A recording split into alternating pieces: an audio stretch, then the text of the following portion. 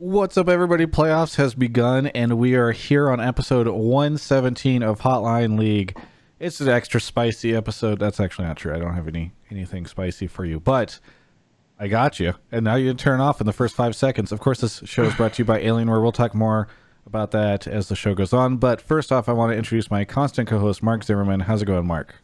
Great. It's great. Just killing it. Yeah. I really like the difference between you on this show versus it's the same setup, the same situation, and yet somehow you make yourself look so much shittier for this show than when you do on the podcast. It's literally all hair product. My setup is the exact same. I put on a ratty ass sweater, and I don't put any hair product in, and suddenly I look homeless. I definitely feel like you have do you have a light off right now or something? Like you usually look same setup. I think he looks fine. It's the exact same setup. I'm not saying he doesn't look fine. I'm just saying he looks dramatically more cash, I guess is the way I would say it. I don't make my bed. Maybe that's what it is. Maybe. You got the little boy back there. Don't we normally see more of the stuff on the wall? Maybe my angle's a little different. Oh, okay. Whatever. Gotcha. Anyway, joining us this week is Evil Genius coach Artemis. Coaches along with Irene. How's it going, Artemis? Good. Happy to be here. Yeah, glad to have you on. And congratulations, you guys finished second in the split, despite some people saying you wouldn't make playoffs even, I think, within the first couple of weeks. And definitely, and then you won this past weekend, so you get to go up against a very, I don't know, we'll see how this weekend goes. But I'm excited to see how things pan out for you. Yeah, we're excited too. I think we're happy to secure the second seed. I know we had a three-way tie as far as points or record goes for second place. So it didn't really feel like much of an achievement to say that we got like second place or something from the regular season, but it definitely was nice to secure the second seed. I think that being able to play FlyQuest in the first round of the winner's bracket was super good for us. And now we're just one best of 5 win away from the finals. Either we beat Cloud9 this weekend and go to the finals, or we lose to Cloud9 and then win in the lower bracket and we still go to finals. So nice. Pretty excited. Yeah. Mark, are you just like texting someone, or are you tweeting about the episode? He's texting. I just tweeted. Okay. So you are just texting. I can do both. I'm a multi-talented man. This is why people say get Mark off this show. He doesn't look like he wants to be here. If anything, they say let Mark run the entire show, get Travis off. True. Look at this guy. Oh, he's so cute. You can't lose this. So I got a message from Artemis about an hour ago that said a lot of the riot, press, and fan narratives around EG this year were pretty bullshit. Mm-hmm. A few EG calls and calls I can sink my teeth into would be great. So right now, listen, if you're watching the show right now and you've got some take on EG or something like that, what? I was gonna say prime the audience. What is? Oh, okay, sure. Because without getting too descriptive, like some of the things they were saying about Bang in the middle of the season, or like coordination, because I feel like those are some of the ones you're probably talking about. For sure. I think you should. I mean, just think about the narratives you heard around EG this season. I think Bang is a great one. We can talk about that. I don't know. I think that for the most part, EG came into the split pretty strong, at least with our voices. We were talking a big game, and then we immediately lost a few games, got off to a pretty rocky start, and Riot kind of took that and ran with it. And the narratives didn't really add up with what we were actually seeing as a team. So. You say the narratives didn't add up, but I have picture evidence of... oh my God. If you recall this image, this was I believe at one point in time was pretty conclusive, and it's pretty damning. If you want, I don't know. You look it up in the dictionary for mental boom, and that picture shows up. Yeah, it's true. Yeah, of course. Yeah. I mean, okay. Let's just. I don't want to spoil any of the calls that we're going to take, but I don't want to take anybody's call. That's all. No, I see. Yeah, well, one of the things I just want to say that was like. There was a point in the middle of the split where Bang did that interview that was just Let's talk about rough. that. Somebody should call in about that interview. That's all I want to say. Okay. Somebody should call in about that interview. Yeah. Okay. All right. I'll try and look for. We will tell you right now. We'll be a little bit biased for EG things, like we actually normally are, anyways, for whenever we have a guest on from a team. But definitely some of the more narrative-y takes. If people no, but also chat. You guys should just do what you want. If you guys don't want to talk about EG, That's fine. Let's talk about TSM. Our No, favorite topic. I don't want to talk about TSM. Like, TSM's so boring, man. Let's talk about someone else. So let's talk about their match versus 100 Thieves then. Perfect. Let's talk about 100 Thieves. Nice. So can you guys talk about or one thing I want to talk about, which is maybe a little bit less Artemis focused, but Twitch chat's been kind of popping off about it. Well, so originally I did a video earlier today in a stream about the Valorant drama where team folks cannot stream if you got invited. So basically, for context, there was this big alpha event that everybody, including myself, were invited to, a bunch of people, influencers, etc. Not all the team members got invited. Then, ahead of tomorrow, when the game comes out and nobody watches LCS because of it, in closed beta, we were actually, a funny story, we were playing, Kelby and Spellsy and I were playing TFT last night, and Kelby was teasing Spellsy about how many people are going to watch the Golden Guardians game. He's like, what's viewership going to look like that for that? But anyway, so tomorrow it hits, and interestingly enough, if you came in as part of a team, which teams were given 20 keys to give away to like their influencers and team members and all that stuff, you cannot stream tomorrow. You have to wait 24 hours, which seems like I still have yet to hear anything that doesn't just feel like the most it sounds like the most arbitrary reason ever that Riot has put out there. They had like a reason which is like, we want to be fair to the teams, or be fair. It just doesn't make any sense. There's a whole video I did about it. I'm not going to go over the video again, but I will say what is interesting is Nadeshot now calling out the team owners who complained because now he can't get access to it. I'll put the tweet and the on Twitter. Yeah. Did he call them? I didn't really understand what happened. I guess I'm just out of the loop. But. So Nadeshot was part of. It has nothing to do with your job, by the way. So you should be out of the loop. Yeah, okay. Good. So Nadeshot was part of the. Sorry, by the way, guys. I usually use dark mode, but because I'm loading it up in this thing, it's white. But Nadeshot was part of the beta, and so he's the only person apparently who was part of this thing a couple of weeks ago and can't play tomorrow. And he says that it's because owners complained to Riot and forced Riot into this position. What is so funny to me about it, this is like Riot could just allow him to. I feel like oh, we lost Artemis's webcam. Okay. No, I'm coming back. Okay. I feel as though Riot has just played Nadeshot so well. And by the way, Jack replied and was like, first I heard about this. From my understanding, all teams were under the same schedule. Are you actually upset you didn't get some sort of special priority on the other owners? Seems weird. So anyway, I just think it's very funny because basically Riot has created this arbitrary rule where like teams cannot stream this and for 24 hours, which includes Nadeshot. I think what is very clear to me is that Riot, based off the way Nadeshot's reacting, Riot played this so well because they just went to Nadeshot and said, man, we would love to have you stream tomorrow, but but it's these other owners that just say that they want the system to be fair. That's true, actually. And man, it really sucks that the other owners are fucking you over right now. Whenever it's Riot's policy, teams cannot stream tomorrow. So it's just like the way he's behaving or reacting to this is just so funny. And now Jack is going in on Nadeshot or in reply. So it's like it's influencers can stream tomorrow, but teams can't. Is that the So if you were part of this thing 2 weeks ago, you can stream tomorrow. I can stream tomorrow. Okay. So only the people who were part of the original. Okay, that makes sense. If you get a drop, you could also stream tomorrow, like a key also drop. Makes sense. So I think. Supposedly, from my understanding, if Nadeshot gets a drop tomorrow, he could start streaming immediately. So you have people who already have keys. Pretty dope. You have people who already have keys competing to get a key so they can stream. It is literally insane. Yeah, I mean, I don't understand why the teams can't play. I like that post that you had in the video. It was competitive integrity or something they said. Like, they said they don't want other teams to get an advantage.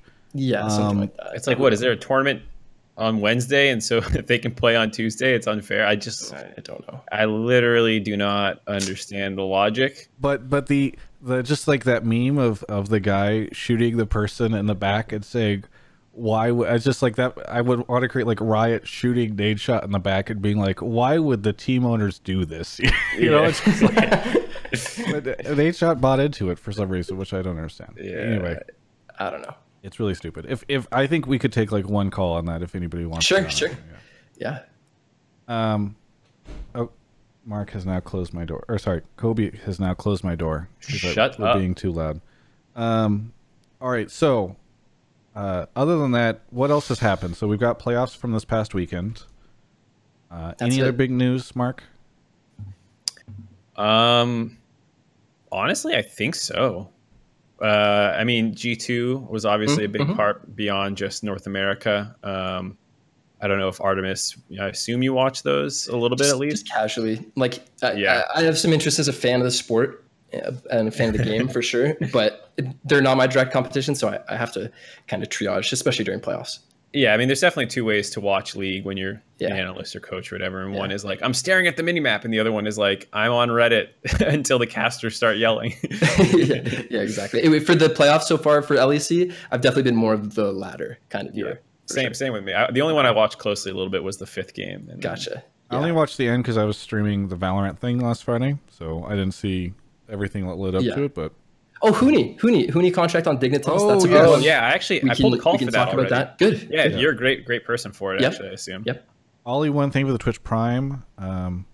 Looking in the Twitch chat, trying to see if anybody else. I saw Emily is the one who gave me the idea for the Hooney one, but let's see. God, all the top posts are just fucking April Fool's garbage. Yeah, exactly.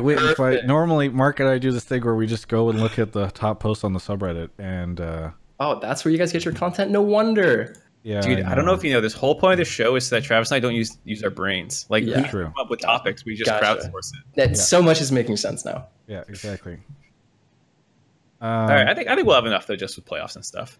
Yes. By the way, Overwatch League is dying. I don't know if good. Anybody's been to the Overwatch competitive Overwatch subreddit, but that's just a fun little thing. Okay. So he says content goes like this: Reddit to Hotline League to listed loco. To back to Reddit back to Hotline League, that's actually true. And it's just this big circle of content where everybody's just. Ooh, this is a juicy one I don't know about. The Lena Parth comments. What's that? So stupid. I couldn't even. Just people creating drama about TSM and shit. Lena said on the TSM Discord, and correct me if I get any of this wrong. There was a Reddit thread about it. Can I add some context to this? So what I believe happened is she was just like streaming and kind of like stream of consciousness talking, and then people like selected. Like, no, I think it was on the TSM Discord. Yeah, it was. Oh, was it typed? It wasn't. It wasn't when she was streaming. Oh, okay. So I could be mistaken. Yeah. Gotcha. So while she was not while she was streaming, while she was in the Discord, supposedly she answered a bunch of questions. She was doing, I don't know, maybe like an AMA or something like that. Yeah. One of the things that she said was that Parth scouted Licorice. And this is what was. I saw people memeing about scouting Licorice. I even started memeing. I scouted Licorice. Look, I'm just gonna put the argument to bed. It was me. Okay, I scouted Licorice. End of story. Were you even alive yet, dude? You're so young. What? Were you, Mark? Actually, so this is complicated because supposedly Cloud9 scouted Licorice. Oh, it was actually Zazel. That was true. Technically, it was Zazel, but if we're not including Zazel, then it was Zazel scouted Licorice. I thought it was definitely for sure. It definitely likes to say that, but I don't know. So, anyways, people are saying that Lena lied, but I don't. I mean, I don't think I hate that. Like, it sounds like a weird thing to maliciously lie about. Yeah, I'm sure. Like, people's initial reaction to that is like, "Oh, she's being malicious. She's lying on purpose. She's spreading misinformation." Like, couldn't she just be mistaken? Like, maybe Parth said once that he scouted Licorice, and maybe he wasn't even lying. Maybe he did scout Licorice. Like, oh, I'm gonna restart my cam. But yeah, I think everything gets blown out of proportion so quickly these days. All right. Well, Mark, do you want to start lining up some calls if you haven't already? I got a bunch already lined up, and I need to start grabbing them because I don't remember. I want to start with an EG one, but I honestly don't remember who's EG, so I need to go in there and ask. Sure. So off goes Mark. In the meantime, shout out to Roberto, Fragbite Light for 27 months, Oli1 for 17, and Nanuko 111 for 17 months as well. Thanks everyone for subbing. We're hitting some sub numbers we haven't seen in maybe a year or so. I don't remember. Congrats, Travis. 865. Nice. Yeah, thank you. carried by Valorant, which I'm going to stream tomorrow until LCS starts. I think I watched your Valorant video, actually. The one with Taro in it? Yeah. Pat is here. Pat is muted. Pat is unmuted. He's being kind. Pat, where are you calling from? Big Rapids, Michigan. Rapids area. Sorry, was it? Big Rapids, Michigan. Big Rapids, Michigan. Isn't there also a Grand Rapids? Yeah. Big Rapids is north. Is there like Little Baby Rapids somewhere too? And Medium Rapids. Yeah. What do you want to talk about? What do you want to talk about on the show? So my topic is that EG is a better org than TL because TL could not turn around Piglet, but EG turned around Bang, in my opinion. Okay. So interesting. Do you think that these two players are comparable? So I think that just as a whole, I think North America has a history of just not bringing Korean talent into North America very well. And I think there's a history across organizations that organizations just don't bring, like I say, Korean talent in well. And this is shown with EG towards the beginning. Bang, obviously having, mental booms and stuff. But something in EG was able to turn him around. And he's obviously performing better now, in my opinion. I don't really have a lot of backup necessarily, so I would just have to kind of talk. That's just your take, okay? Yes, it's a launching point for Connor or Artemis to start. Me? Oh God. Yeah. Okay, so first I'm gonna look at the assertion. The assertion was that EG is a better org than Team Liquid, and the supporting argument was that we were able to make Bang work and they couldn't make Piglet work. So first, I will say I'm not going to assert that we're better org. We're getting a little bit of echo. Pat, can you mute? Yeah, I'm turning my volume down. I'm sorry. Gotcha. Yeah, so I'm not going to assert that we're better org than Liquid, and I certainly wouldn't do that just using evidence of importing one player as a success and that org imported one player as a failure. So I really can't speak to this relative ranking of orgs just by one player acquisition. But I mean, we can talk a little bit more, I guess, about the relative success of EG with Bang versus 100 Thieves last year. That would be a better take if you're like EG is better than 100 Thieves because they can make Bang work and 100 Thieves couldn't. That's more 1-to-1. But I can't shit on Team Liquid because they didn't make Piglet work when this was years ago just because Bang had a good split. I can't do that. I mean, it's fine. It's fine. Artemis, I want to break. Oh, go ahead, Mark. I was going to say, as well as 100 Thieves and how well they work with Bang, that's obviously the easiest comparison. But you could at least say things that you guys think you did well with working with a Korean pro player. Well, and that's what I want to say too, is there's this kind of concept in this conversation that's being asserted, which is I froze. All Korean pros are the same. You had to save Bang, or you had to make Bang work. You think that's an accurate depiction about what you did? Well, I think I'm on record talking about this before an interview this season, where I think we had very different distinct cultures at EG. We had Bang and Irene, who were culturally similar but not identical. Irene has a really long history. He bounced around a lot, where Bang spent a lot of time in LCK before coming to 100 Thieves for just this 1 year. And we had to integrate them with this Cloud9 culture where we have Zazel and Dennis, who were very tight and kind of bring their own culture from Cloud9. And then we also had Jizuke coming from EU. He's European, brings his own playstyle. And then we have Kumo. So just so many different,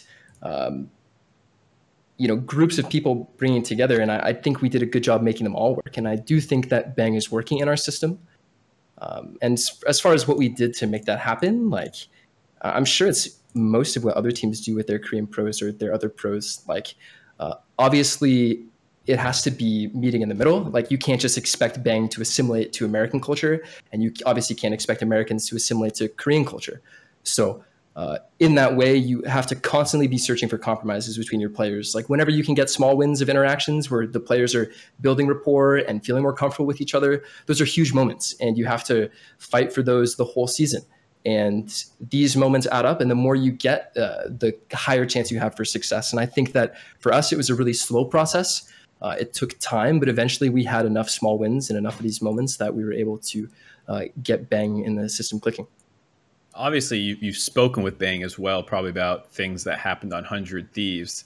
Not wanting to turn this into shitting on them, but like, what were some of the things that you think they might have been missing to get the most out of Bang that then you guys were able to tap into? Sure. I think that some coaches can fall, or some people can fall into the trap of observing symptoms of problems and thinking that they're the root cause instead of addressing the root cause. And I think that, many players, when they're struggling, they, you can kind of see that in their gameplay. You can see that in practice. And I don't know every detail with Bang in 100 Thieves, but I don't think he was particularly happy there. And I don't think that he was in a particularly great spot to compete mentally. And I think that he was definitely excited to leave. And I think that what we did is we were just really patient with Bang, and we made a really concerted effort to just try and understand him as a person and not judge him. I think that Bang as a person puts so much pressure on himself. Like, that's what I think people in chat and people at home need to understand. Like, this guy puts absurd amounts of pressure on himself, unhealthy amounts of pressure on himself, to the point that there are oftentimes externalities associated with that intrinsic pressure. So what we do is we have to kind of control those symptoms and control those externalities while channeling Bang's motivation into something productive, because that's useful. It really is. But at the same time, it can be a detriment. So it's a balance. I think that since we're on the topic of Bang and integrating all that stuff, this is a good natural transition probably into what was happening in the middle of the split with some of like the player interviews. I don't know if Travis was one of them with you, or were they both the on stage features. Ones? Yeah, it was features, I think. Yeah. Yeah. Sure. There were these two interviews that came out pretty close together. One was with Bang, and at this point I can't remember the specifics of what people were saying, but I remember talking about how he can't. We should watch it. He can only operate. We should watch it. We should put it. I don't have it in front of me. If somebody finds it, that's fine. Chat, go ahead. But it's week 4, I think. Yeah, I can't control my teammates. Yeah, Niski says I can't control my teammates. That was what. And then afterwards, there was one with Zazel that came out, and Zazel said, "If Bang doesn't like what we're doing, he'll punish us." Or something. Let's talk about both. Yeah. Okay. Yeah. So those two came out close together, and a lot of people on the outside were just like, "Oh my god, this team sounds so dysfunctional." Because I have been in situations where my Korean pro player, can't communicate technically what they want, and so in frustration they do things like that. So I definitely had the worst mental image you can probably have from like personal experience of a situation like that. Yeah, you definitely took it and ran with it in a way that wasn't exactly Zazel meant, and I don't think that's your fault, Mark. I don't think it was articulated perfectly, but I don't think that Zazel was trying to throw Bang under the bus. This is why we never let this is why we never let chat try to find a video. They just rickrolled us. Anyway, continue. Okay. So I guess I'll start with the Bang one. I wish I had the clip in front of me because I would love to just hear the exact phrasing. I'm not going to click any of these YouTube links because I don't want to get rickrolled. Yeah. But so he gave 2 answers, right? The response was, there were 2 clips. It was like he gave one response. There was a cut. He gave a second response. And one of the clips he was talking about something to do with the fact that like AD carry as a position didn't have much agency, and like he didn't feel like he could have like a lot of control over his teammates or control over the game. I think that was one piece. And wait, are we okay? Mark has linked me. He's got it. Okay, I'm hoping this is it, and we're safe. I checked it already. I'm not rickrolling my own. You could be rickrolling us. Let's check it out. Yeah, let's watch it. Teammates, I can't hear shit. Just one person, but we're playing sense. as 5, and when we are stuck in some macro, it's really hard to fix, because every single time is every different moment of our macro, like that we have to adjust. But I don't know, it's really hard. Yeah. I wonder if that was the one. I thought there was another one. That was the one everyone was going crazy about. There was I mean, there's the Zazel one you were referencing, but that is 100%. We did like a whole episode. There's more to that Bang clip. There was another one that he talked a little bit more, and I can't remember. I don't know where it is. Either way. So about that, like that clip right there, like I believe he's talking about like like macro and controlling his teammates. Like he was actually asked a question about double lift, and like on the initial one they aired on broadcast, this was like week 4, week 5. They talked about how like he didn't have any agency and that like he couldn't really control how the game was going to go.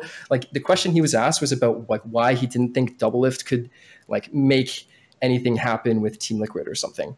And he was talking about how AD Carry had no agency. And then they also asked Bang something about if he was like shot calling for EG or how his communication was helping EG win. And then they cut that double lift answer with him talking about his own communication in that like he can only do so much or he's just himself. And if Bang's not like a great shot caller, like English isn't his first language. He's a high level communicator and he communicates correctly, but he's not carrying 60-70% of the comms. So of course, when he's asked about like, what can you do as a shot caller? He's going to say, I can't do shit. I'm just me. I'm just, my own person. I can just play the game. So I thought it was a little bit disingenuous that they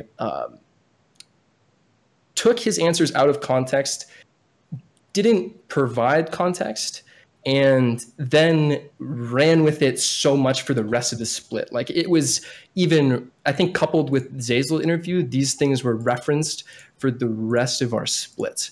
And, I talked to Bang about it. Bang was upset. Like Bang was upset. He felt like he was taken advantage of. He didn't fully understand what would happen if he answered those questions that way.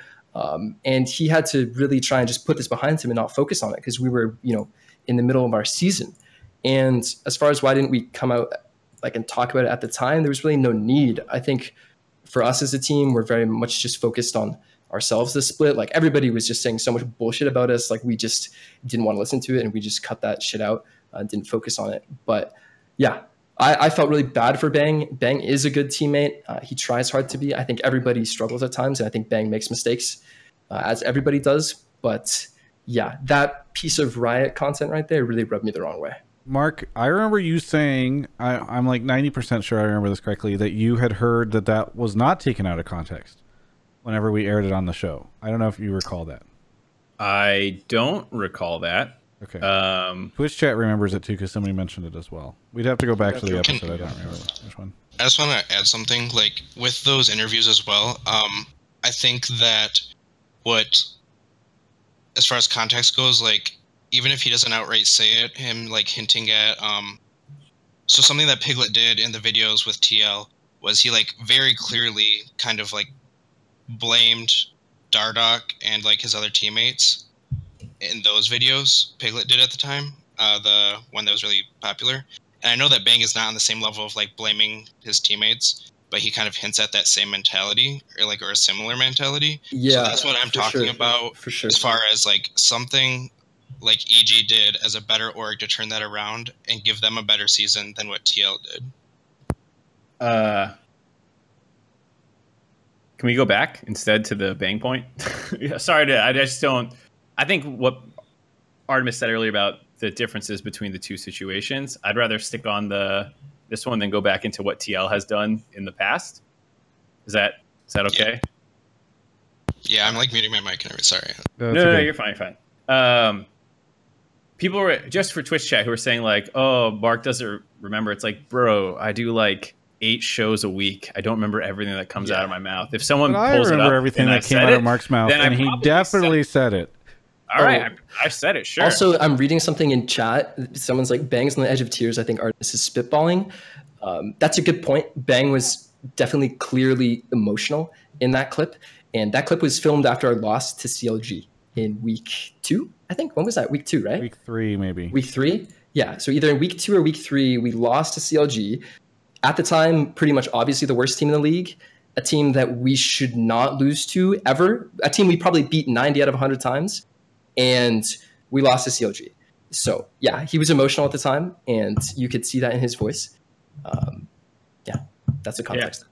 So for people who don't know how the Riot workflow generally works on these things, there's the features team, which is independent from analyst desk, which is independent from like people who are building replay packages and graphics teams. Like we all coordinate. And so what will usually happen is the features team will be like, hey, we have this clip of X player saying this thing. And they usually say, I asked this and that he said this. So I don't remember the meeting where they said this. Maybe they did say it, and it was they asked about double lift, and then he just started talking about his own teammates. I don't remember how they presented it, because it's one of those things, and not to say that Bang and Artemis are lying, but like how people remember things and how like when you're speaking stream of consciousness, you get somewhere can be totally different. So it easily could have been a double lift prompt that he then is like, you know, I look at my own situation with my own teammates and I'm struggling and blah, blah, blah, blah, blah. So I can sympathize with double lift, you know? And yes, I think absolutely looking back at that clip, not having the double, like usually they'll put a little lower third up, you know, like that's that little thing that flies out, and they'll say like, hey, Bang speaking about 80 carry struggles, you know, or something like a broader context. The fact that they don't have one on that clip is actually a little surprising to me when I watched it back. Yeah. Because usually they do that. So sure. That's and again, like I don't want to, I'm not saying that Riot did this on purpose to screw Bang. No, but I think or anything like that. So I think those are good points. Like if it doesn't have the bug, or that's what sometimes called lower third or bug of saying what it is, that is a missed thing that Riot and myself and other people should be talking about, is like where the point came from. And again, I think it's our fault for letting it go so long to because Riot doesn't want to hurt their own players. Like they don't want to hurt the players of the teams. So they're not intentionally going to try and create narratives that are harmful to players, at least not deliberately. I don't believe so anyway. Right. So. And that's what Raz is saying in the chat a little bit right now, which is if you ever like for any players or people watching, like this is partly an entertainment product. And so if we see a storyline that we think makes sense in our head and we start talking about it, we just kind of, it's like, that's what makes sense to us. But if you ever correct us, we'll usually be pretty good about backing up and fixing things. And so this is one of those times where like, you know, maybe Riot dropped the ball a little bit on advocating what was, or like presenting the information, but that's one that I think can easily be cleared up. And so not to then shift the blame back, but it's one of those things where no one ever told me, as far as I remember, exactly everything. Like I didn't know what Bang was speaking about. So, you know, I hear a player saying he can't control his teammates, and then I see another interview where another player is saying Bang punishes us, and I put one and one together in my head, and like that's the best I can do on the outside. That's fine. I think you did a damn good job. You took A and B, and you made C. And the better part is, and your point. So yeah, I was gonna say the other thing is it makes Bang look bad, and I feel really bad because I like Bang a lot, but it makes the coaching staff look great that they fixed all these non-existent problems. Jesus. Hey, we definitely need to move on to the next call because we're let's go next. 40 minutes into the show and we've taken one call. But Pat, any final thoughts? Sorry we couldn't really do the comparison between Piglet and Bang too well, but no, it's fine. Yes, sorry. I don't think so. Just shout out to Mark's mom for getting him nice sweaters. Nice. I don't wear them for Travis. My mom told me you can't wear these for Travis. Thanks so much for calling in. Thanks, man. Okay, on to the next caller. Man. Usually I would take the chance to shit on TL, but not with that question. I can't do it. Big Drew 9288, thank you for the 2 months, and Schleppard, thank you for the 23 months. Really appreciate it. Hello. Hello. We got Maximus Aries here. Maximus, where are you calling from?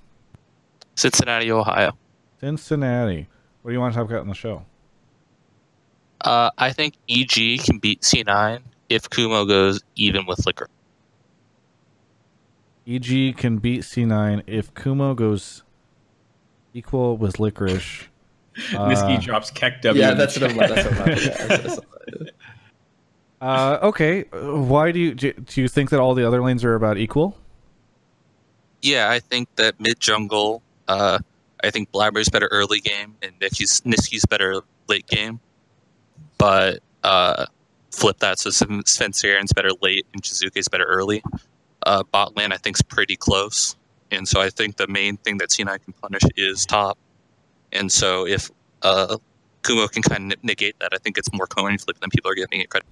What do you think about just the overall like team fight decision making? Like obviously the lanes measure up that way in your scenario, but it feels like there's a lot more to it than just like who goes there. Because I feel like a lot of the decisions that Cloud9 makes that are winning are these kind of moments of, I don't know, just decisions that you have to make in the late game, for instance. Yeah, I think that C9 makes good macro decisions, but I think EG's made some good ones lately as well. And I think that's mainly as they've grown together as a team. Like, I know C9 boot camped in Korea, and I know EG did too, but I think their communications just initially started off at different places. And now that EG's a lot closer, in my opinion, its skill mashups become a lot more precedent. Because, like, I think Bang out team fights Sven late game, and I think Jizuke could land a couple crazy flanks, and EG could win a couple games, and it's not crazy to think those things happen, and EG wins 3. Mark? I'm going to throw to you first before Artemis? Yeah, because I want you to... Oh, no. I think that is excellent analysis. I think... how to put this? I think Kumo being able to handle Licorice is very important for EG not losing. But I think, you know, to win, it's going to come a lot more down to for me, I would expect the mid lane. Jizuke got hard focused, it felt like, by FlyQuest. I think he got ganked like 3 or 5 times in the first 2 games or something. And it felt like there was a clear focus of Jizuke is their engine, shut down Jizuke, and everything else will be easier. Didn't quite work out in that series, but I think C9 has more parts around them where if that did happen, they would struggle a little bit more. So I'm thinking that, yes, Kumo has to be able to stack up 1v1 versus Licorice in the series, but if they're going to win, it feels like the best way is usually controlling Niski. And Niski was totally uncontrolled in his series. And so I would, for me on the outside, I think controlling mid lane for EG is their biggest priority. And they can win without that happening, as we saw in the FlyQuest series.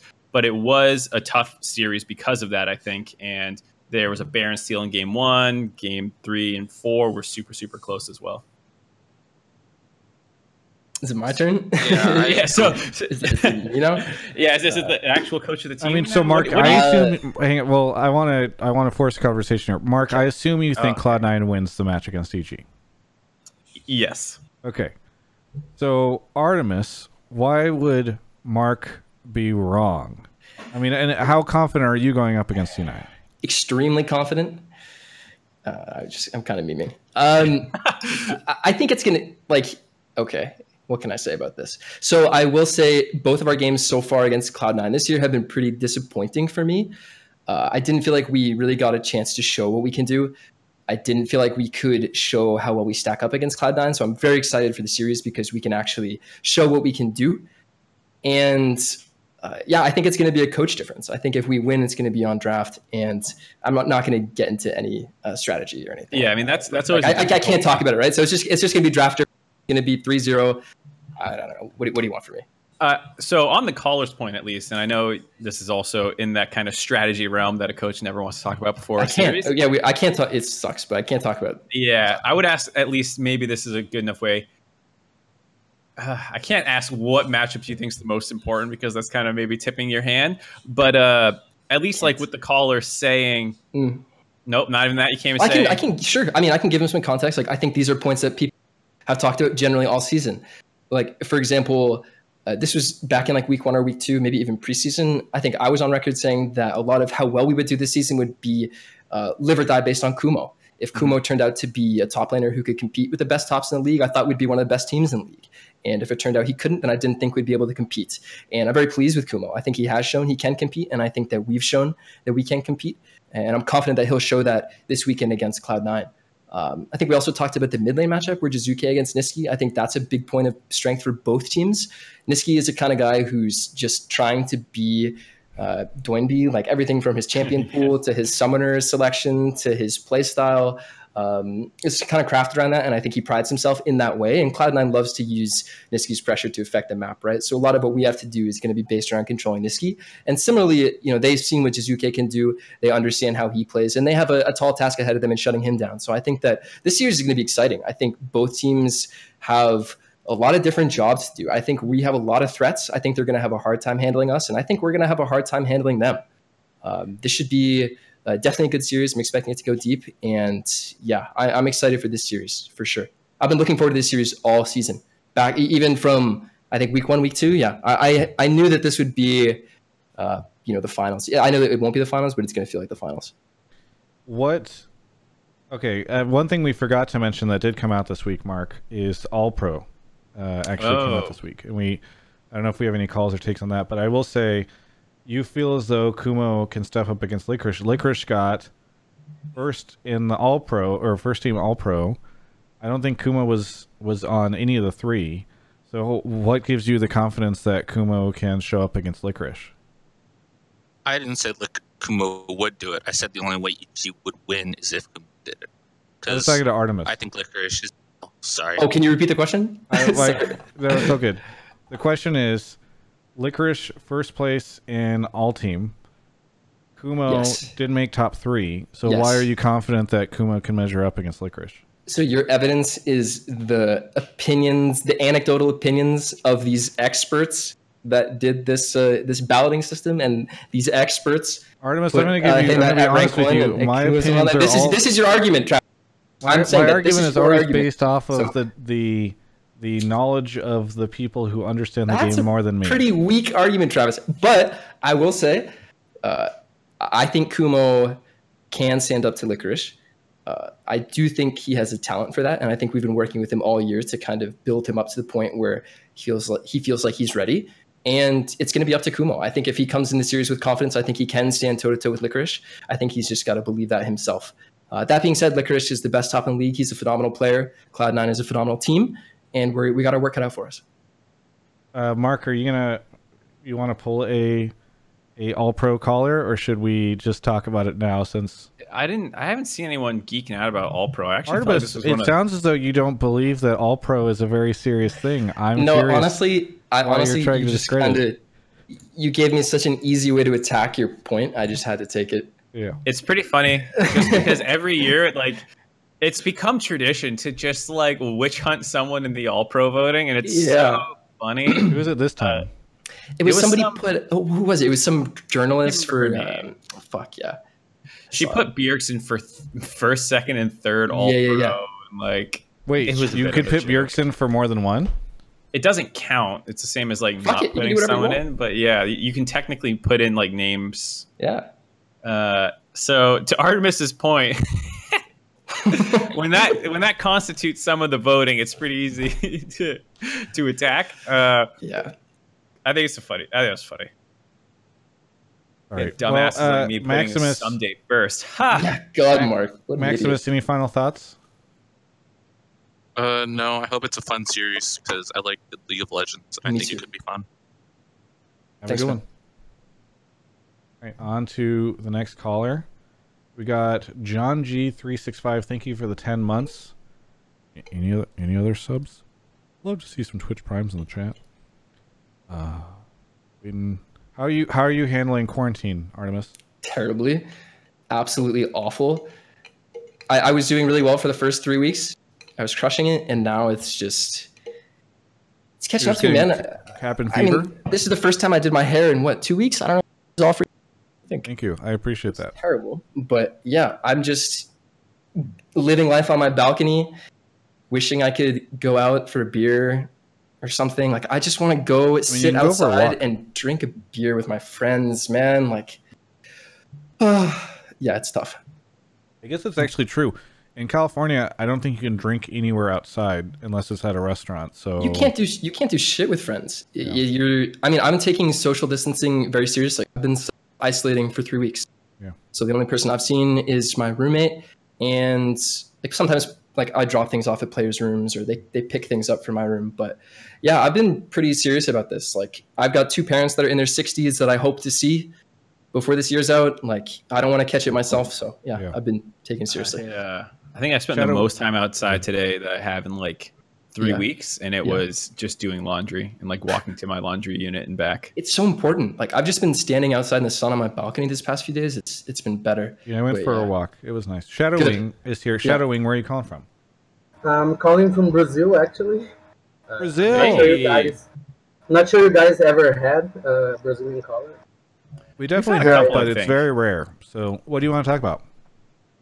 My take was about the dig situation and how I think that teams in NA do not plan. Not all teams, obviously, but some teams do not plan ahead when signing players, and usually prioritize signing big names over signing something that will make sense within the roster. So the big situation, and time traveling back to the off season, it seems to me that from the start they signed Hooney because it was Hooney and it was a big name that was already on Clutch / Dig. And they did not have a clear plan on how to proceed after that. They kind of scraped the roster. It seems like they were fighting for who would be because they didn't have enough money after the Hooney buyout. Not a buyout, sorry, Hooney contract. And I wanted to talk about EG actually also because I think EG did something right in the offseason that was the opposite of what Dig did, because they had the whole talk about Chovy being the mid laner they wanted, and they end up with Jizuke, and everyone criticized them for Jizuke. But Jizuki right now plays the same role that Chovy would play, in my opinion. So it was good that they picked up. So the Jizuke pickup was worth it, even though he was not like a. It filled the same role in some sense, right? Yeah, not that he is as good as Chovy, but he's doing the same thing that Chovy would be doing in the ecosystem of the team, and that is planning what the roster would be before you sign the players. Yeah, so first off, Jizuki didn't have a good split for he came to EG. Gotcha. It works really well, yeah. I gotcha. Yeah. So here's so interesting situation. First off, I always love it because I always want, like, Artemis was like, I want callers who will be critical of EG.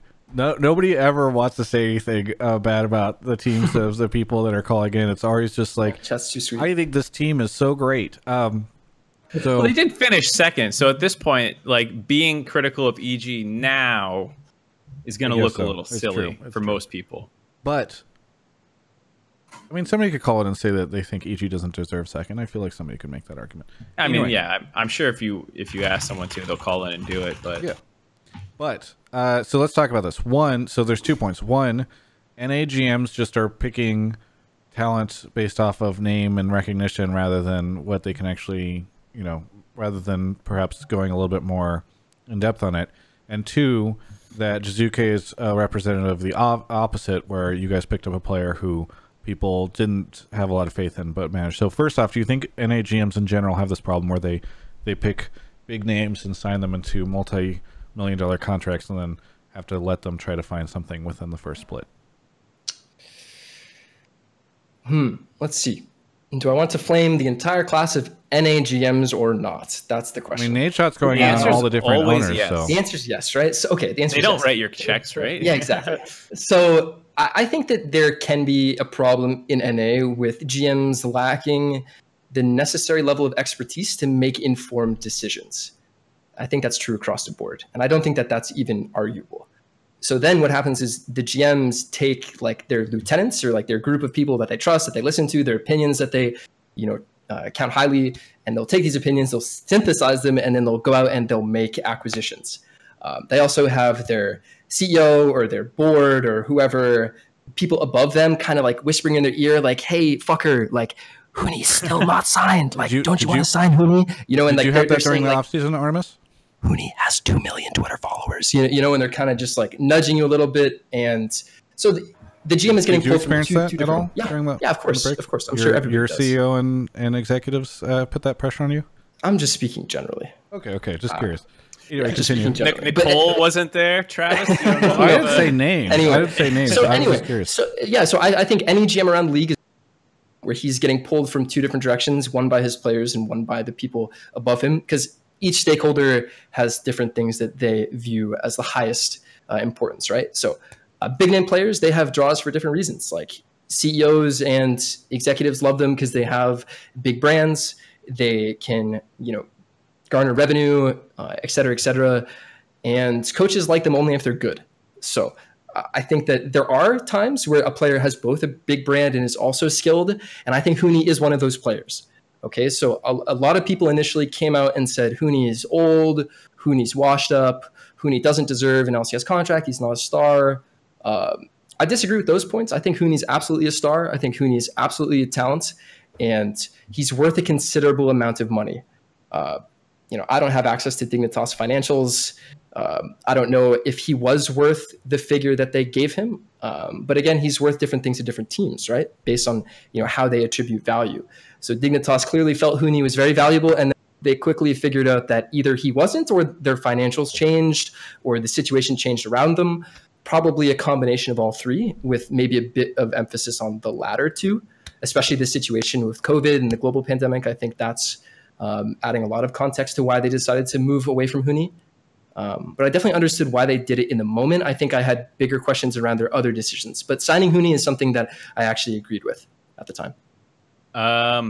Also, I think the thing, too, is a player who was able to negotiate themselves a fat salary, it's kind of hard to be like, why'd you negotiate? Why were you so good at this negotiating thing? You should blame the team, right? It's not the player's fault. Yeah. So, that I can understand. I can also somewhat understand. I'm not saying this is even true because, like you're saying, we don't know Dig's financials. So, but the idea that Huni demanded so much money that they couldn't sign anyone else good. That's bullshit. That's bullshit. Yeah. Like, to be honest, that's just bullshit. There's no chance that that's true. Well, also because a lot of people were pretty hyped on Dig, at least being a playoff-bound team, they thought. Ooh, I don't remember reading that. I thought everybody said they were going to be 9th, 10th. Everybody was shitting on Dig. What? I thought the big things that Golden people Guardians were shitting, was supposed to be last Golden place. Guardians, IMT, okay, that's true. Big two that people were shitting on, and then from there it was this kind of mix of Dig, 100 Thieves, CLG, and even EG were like kind of the ones that people didn't know if they would work out or not. Immortals and Dig looked really good, so people were like really hype on Dig within the first 2 weeks, right? Did they actually look good, or were they winning games? Like they were winning games. Thank you, Mark, because they didn't look good. They were winning games, and we games were look good. This is for you, Mark, as somebody who actually knows something about the game. Wait. You have a responsibility, Mark. You cut out like a little bit. I don't know if you were cutting out for Travis too. Yeah, you were cutting out a little. I think he was just getting so hypey that he was getting. I appreciate guys. I gotta I liked it. So just say it again, but hopefully it doesn't cut out. I said that they were winning games. They weren't looking good, and that we were losing games and looking good. And I also said, "Fuck you, Mark," because you have a responsibility to actually watch the quality of the games because you know what you're looking for. You and probably both. Mark, carry the torch. Mark, do you think EG was looking good in the first 2 weeks? Because I feel like it looked like they had no idea what was going on. Can we say 4 weeks? First 4 weeks? Jizuke looked very, very hot and cold. And we have a caller coming up about my opinion on EG over the course of the season. So I'll move off EG, actually. That's fine. That's fine. Dignitas, the problem was the games did not look that high quality, but we were running with a number of assumptions about their opponents. Because they beat TL. And this was before we realized TL was dog shit. Oh, okay. So when you go back and look at their quality of wins, I forget who it was. CLG. It was the Team Liquid. You're fucking right. It was Team Liquid. It was CLG, and they had one other opponent that I think was supposed to be good. It might have been TSM. Okay. So, if I remember correctly, a lot of the reason I wanted to think that they beat us. They beat us. They beat EG and Dignitas. And you were great, right? And we were supposed to be great. We weren't then. We were supposed to be. I heard just now that you were losing but looked great. So okay. All right, maybe that's when. So you lost to the team. Let's figure this out. Can I say somehow Dig looked terrible while beating you, and you looked great while losing to them? Take me out of context. All right. I mean, your points do work against each other a little bit. I think minor thing. I actually love your Twitter. It's like randomly really spicy, and like all the things you say either come out like everyone taking it like 3 months later and being like, what a fucking idiot, or like, look at how right he was. It's like your takes are always like that way, where that's the point, right? Like it's by design, and sometimes it's a little bit too effective. Yeah, so either way, I don't even remember what this call's about, but yeah, Dignitas beat a bunch Can I of... add something coming back to the Dig point that you said that it is bullshit that they didn't have money to build the roster, and I completely agree. I never said that they didn't, but it seems like they didn't have they didn't have a clear plan on what to do after signing Rooney, and it was sort of a. I mean, I think it was bad management to let go of players that they did let go. Like, think about just their bottling. Cody, who went to 100 Thieves and is playing super well right now, and Vulcan that went to Cloud9 and is, I mean, Cloud9 right now is super hot. And so I think that they were kind of forced into that position because they used so much money on Huni. They were forced to let go of players like Vulcan for to balance things out because I believe that Vulcan's deal was pretty high amount of money for Vulcan also, right? Yeah, it's a bit of a difference in that the buyout for Vulcan was really high, whereas Huni's salary was, I think, that was very high. But in both situations, you have two teams spending a lot of money to field players. So, I mean, go ahead, Mark. Oh, so I was gonna say, transitioning a little bit to the actual move now, more so than just the signing as well. It is a really weird one to me. Not just because I think Artemis made a good point about the financial situation maybe changing with the whole COVID-19 situation and whatnot. But outside that point, it does reflect, I feel like, a little strangely on an organization, because when you sign a 2-year contract that's pretty big, you're kind of saying, this is our guy. Yeah. And then, you know, 3 months later, you're saying, no, he's not. Yeah. And on the one hand, I don't feel like sticking to your word when you're proven wrong is any better. That's true. It's not like, hey, we got 8th. Let's just run it back, for that price point too. Yeah, exactly. So like, it's one of those ones where I just, if I was put in that situation, it's a pretty tricky situation. I'd just be shaking my head like, fuck. Well, I think what's important to note, by the way, is that we don't know if Huni's going to leave Dig yet, because if they can't find a buyer for him. But you don't make him available if you're happy. It's not going to be a sale. But you might make him available also if you can't, like, talking about the pandemic stuff. Like, I do think so. Harris Blitzer, which is the ownership group behind Dignitas, tried to cut salaries of a bunch of people, and then there was a big public outcry, and they went back on it. But guess where there might not be a public outcry if they try to free up esports expenses, right? So a quick $1 million here or there off the books. We have evidence that the ownership group here is trying to save money during this time, which makes sense because they own sports stuff that you can't run and operate right now. So there's a whole nother discussion that would make sense to have on the show at some point in time about like what the financial implications are right now of the pandemic. But I do wonder, there's a lot of also questions around what Huni's salary situation is, if it's guaranteed versus if it's not. A little bit of a rumor I've heard is that it's somewhere in the middle, where he might not get the full payout of everything that they owe him, but also they might have to pay a ridiculous sum of money in order to get him out of that contract. That would make sense.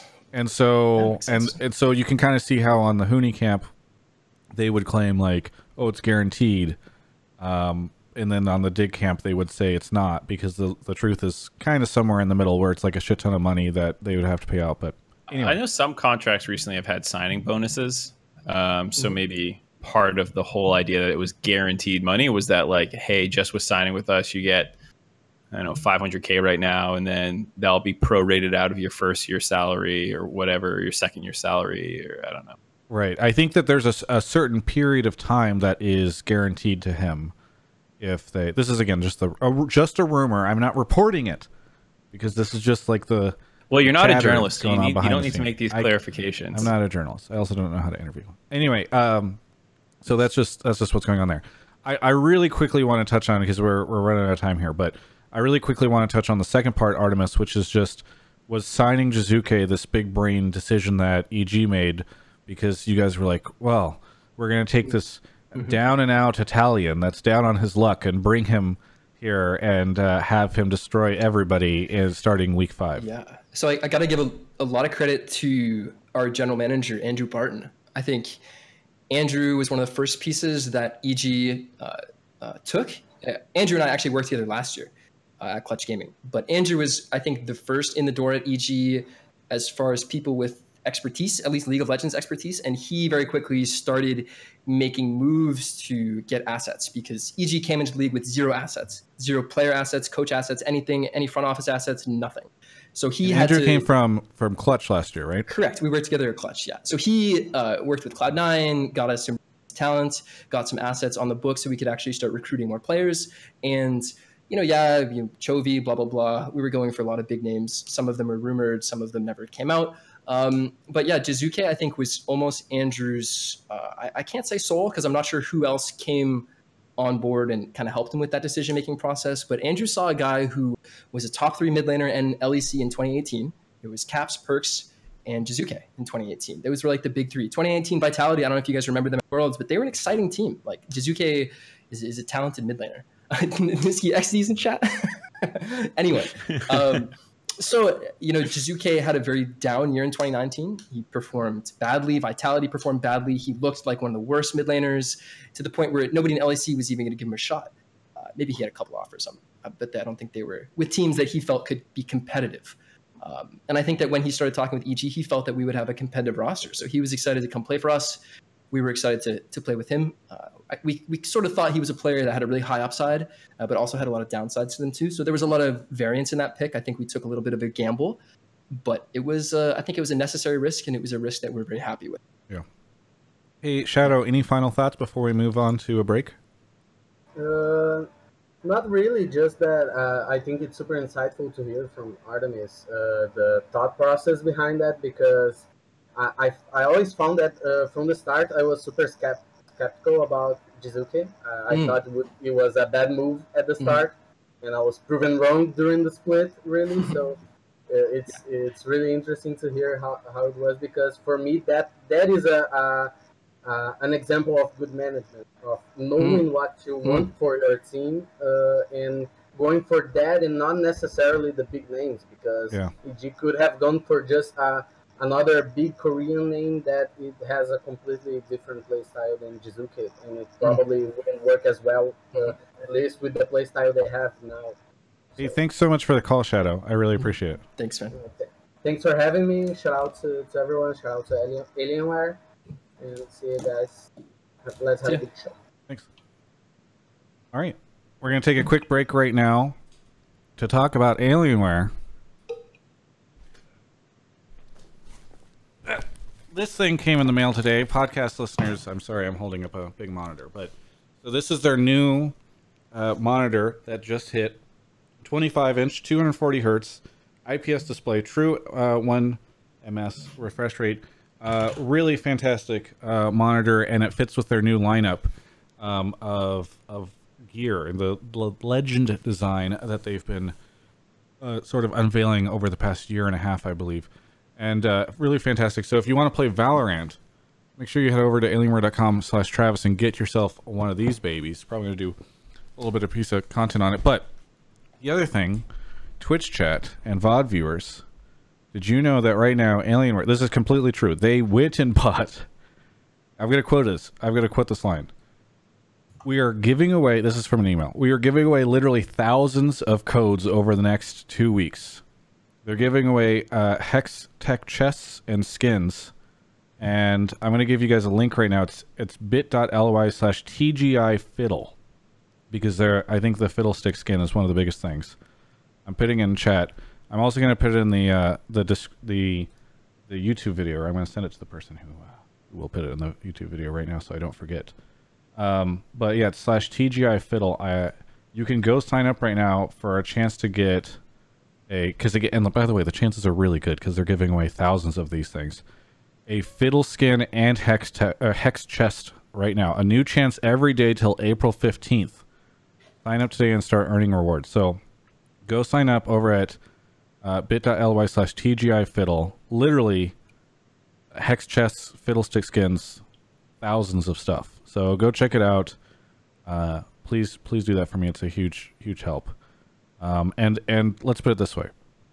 You guys would be doing me a huge favor if just they saw tons of people go in and enter this giveaway right now. I want to show them that you guys do that. So if you're not going to do it for the chest, you're not going to do it for the you're not going to do it for the thing. Do it for me. All right. I really appreciate it. And thanks. Shout out to Alienware for sponsoring us. People are all spamming. Can we get C9 Jack on call? What does Jack want to talk about? He hasn't said anything. I don't see him saying he wants to get on the call. Just the Cloud9 account saying get Jack on the call. Hey Travis, you know if Alienware is officially pro #cat for Kobe or against? I can't hear you, Mark. Where do they land? I can't hear you. Jack says click on the link now and sign up. Do it to keep Travis Gafford's lights on. Thank you. But Jack is. Do you know if Jack wants to call in, it's fine. I was just thinking, you know. I was just gonna say, I just think my concern with having Jack on is what he did to Nade Shot. I just think it's so reprehensible that he would bully Nade Shot that way. Unbelievable. Do you know if Alienware is pro Cat for Kobe or against? Or they have official stance? I can't hear you, Mark. Do you want to grab the next caller? I feel like I'm talking pretty clearly into my microphone. Mark, for some reason you're breaking. Could you just go grab the next caller? JD, thank you for the Prime. Q Canley, thank you for the 5 months. Iceman 1980, thanks for the Prime. Kiwi Mullet Boy for 26 months. CW5 Narrator, thank you for the 2. And Ronald Dinho, thank you for the 19 months. Really appreciate it. Yeah, Jack never, I think, actually wants to come on Hotline League. He just likes to troll in the Twitch chat. That's actually the difference, I think. Yeah, it's usually my MO too, actually. What'd you say? Yeah. That's usually my MO. Yes. You know, Niski, has he ever called in, despite how much he's here? I think Niski was on a show. He's done the show, but he's never called in as a chatter. No, I don't think so. We got Cone here. Cone, where are you calling from? I'm from Australia. Australia, nice. Another international caller. How are things going in Australia? It's not too bad with the whole disease stuff. We're in lockdown at the moment, but it's really not got anywhere near as bad as America or even most of Europe. Yeah, I mean, I don't know if it's as bad anywhere as it is in Europe right now, in the US. Yeah. Cone, what do you want to talk about? My take is that unless this C9 team is significantly tested throughout the rest of the playoffs, we're probably witnessing the most dominant single split in the history of the LCS. But unfortunately, the situation with the coronavirus will probably unfairly put a bit of an asterisk on this split for them. Why do you say it'll put an asterisk? Just because of the whole extenuating circumstances playing online, especially with playoffs being online as well, more than anything else. I feel like people will just look back on this split and think, this was the Corona split with, everything was different that split. So, I mean, it is different, but Artemis, I'd love to hear from you. Do you think that teams are playing different because they're not playing on stage? Of course. I think, of course, teams are playing differently. I don't think it's by a big factor. It's, very, very small percentage points. I'd say they're marginally playing differently. So, and everybody's dealing with the same situation. So in that way, it's fair. Or at least it's equal, right? But I think that's a big concern for me. I'm sure it's a big concern for everybody. You don't want to hear people discredit Cloud9 for the work they did. I think that they had a fantastic split. Is it the most dominant split we've seen in NA? I might have to agree with you. I might have to agree with the caller. I think that just as far as the quality of their wins, I'm not sure we've seen a team win so convincingly in the majority of their wins. I think probably 90% of Cloud9's wins look exactly the same, and that's pretty impressive. So it is a shame because I think you're right. I think people are going to look back at this year and say, it was just, it was the Corona split. Imagine if Cloud9 loses, right? I think it's even going to be worse if Cloud9 loses. At least if they win, people will say, okay, let's try not to take any credit away from them. What they did is still amazing. Let's just give it to them. But imagine if they lose. Let's just say for the sake of the argument that EG beats Cloud9. Instantly everybody's like, it was Corona. If this was a real split, Cloud9 never would have lost, blah, blah, blah. So I think it's kind of a lose-lose If Cloud9 wins, they get discredited. If they lose, the winner gets discredited. But yeah, this is still LCS. The games are still hard. The players are still giving it their everything. So despite it feeling a bit differently, I do think it's just as difficult to win. It's not any easier, that's for sure. So yeah, no discredit from Cloud9. What they did is fantastic. And if they win online, it's no easier than winning offline. That's for sure. Hey, I don't mean to put you on the spot, but really quickly, talking about playing online, Jizuke in an interview mentioned to me that the players were lagging in that last game that you guys played. Can you comment on that? Was it bad? Sure. It's playable. Both teams reported instances of lag during that match. I think that the FlyQuest actually paused for lag at one point, not a bug, but for actually lag. I don't think we ever paused for lag, but we definitely felt it. We felt it was playable because we didn't pause for it. I think it might have been FPS or maybe packet loss. I'm not too sure exactly. But the lag that was experienced was actually not related to the pauses and the remake. Gotcha. Actually, I think the second pause was lag, but the first pause was a bug. Yeah. Yeah, that was the flash bug, right? Yeah. Oh, yeah. Actually, that brought me up another point that I was going to ask something else, but about the flash bug. Do you want to explain what the bug was, Mark or Artemis, first, so that people have context? I think Artemis might actually have better insight than me. I was told a general idea of what it was, yeah, but Zazel's like hex flashing while Bang's Callista ulting, and the game just breaks. He can't flash anymore. His flash is grayed out. It's up. So his flash is just gone. Zazel has no flash anymore. It's gone. So we have to try and chrono break. Chrono break is difficult because that happened mid-fight, and there's abilities flying around. Abilities are being used. Abilities are on cooldown, off cooldown. And when you're trying to chrono break, like while abilities are literally happening, like it's messy. You know, I didn't make the chrono break. I have no idea how it works, but I'm sure there's a lot of spaghetti inside, and I think that it's challenging to chrono break during a team fight. But they did their best. Yeah, that's such a challenging situation. I think. So yeah. I can comment a little bit on that. They have what they call, using a sports euphemism, a dead ball state, and they try and go back to the latest dead or the most recent dead ball state that they can find. Yes. And I know a lot of people in the Reddit threads were kind of like, "Holy shit, Bang should have died there." Yeah. And the reason they go back to a dead ball state is because of the bug. You don't actually know, like maybe Bang thought Zazel was going to do something that would have helped him, or maybe the communication is just fucked up. And instead of people being like, "Hey, Bang, don't walk there," Bang is instead, hearing about, "Hey, my flash isn't working. Can we get a pause?" Oh, like everything suddenly goes down. So that's why Riot goes back to a dead ball state. And that's why you see things where it's like Bang was 100% dead to Bang is fine, and now they won that team fight. And they try their best, right? Like I think if Riot, like even let's say they could chrono break to exactly the point where like Bang died, like that would, I think, obviously be optimal if you could chrono break to the second that it happened. But of course that can't happen, and they had to go back a bit before. But yeah, like Zazel's even talking in chat. Like we lost more on the version broadcast saw than the bug version, which is definitely interesting. And yeah, I think there's no easy solution in that moment, because like if let's say for the sake of the argument that Bang was dead, I have to fix my freeze frame. You don't need to fix it. That's I like that one. Anyway, I hate that one. So let's just say for the sake of the argument that Bang was dead without the bug, and that we can't fix the game. So if we do chrono break, Bang is going to survive. And like, what does FlyQuest do in that situation? Like, do they want to remake then just because Bang gets to survive? Like, but maybe they had a winning position. Maybe they want to keep it. Like, do we want to remake even if Bang lives? Like, maybe even though Bang lives, like we think we're still in a losing position, and maybe we want to go next game. So it's really difficult to say who the remake actually benefits. It's difficult to say who should be able to call for it. I don't think there's an easy answer. I'm just going to go with, I think Riot does the best they can with chrono break. Sometimes it's not perfect. Yeah. I mean, that's the thing too, is like the alternatives are usually worse. It's like, exactly. Make EG play through a bug. Like that sounds. You can't flash the rest of the game, Zazel. Sorry. Yeah. No more flash, bud. Yeah. Obviously, he can't play the game. So. Yeah. Before I got off topic, what were we talking about? It was something about C9 being dominant. Yeah, we went like all these calls. We just keep going down the rabbit hole. Which is good. It's good discussion.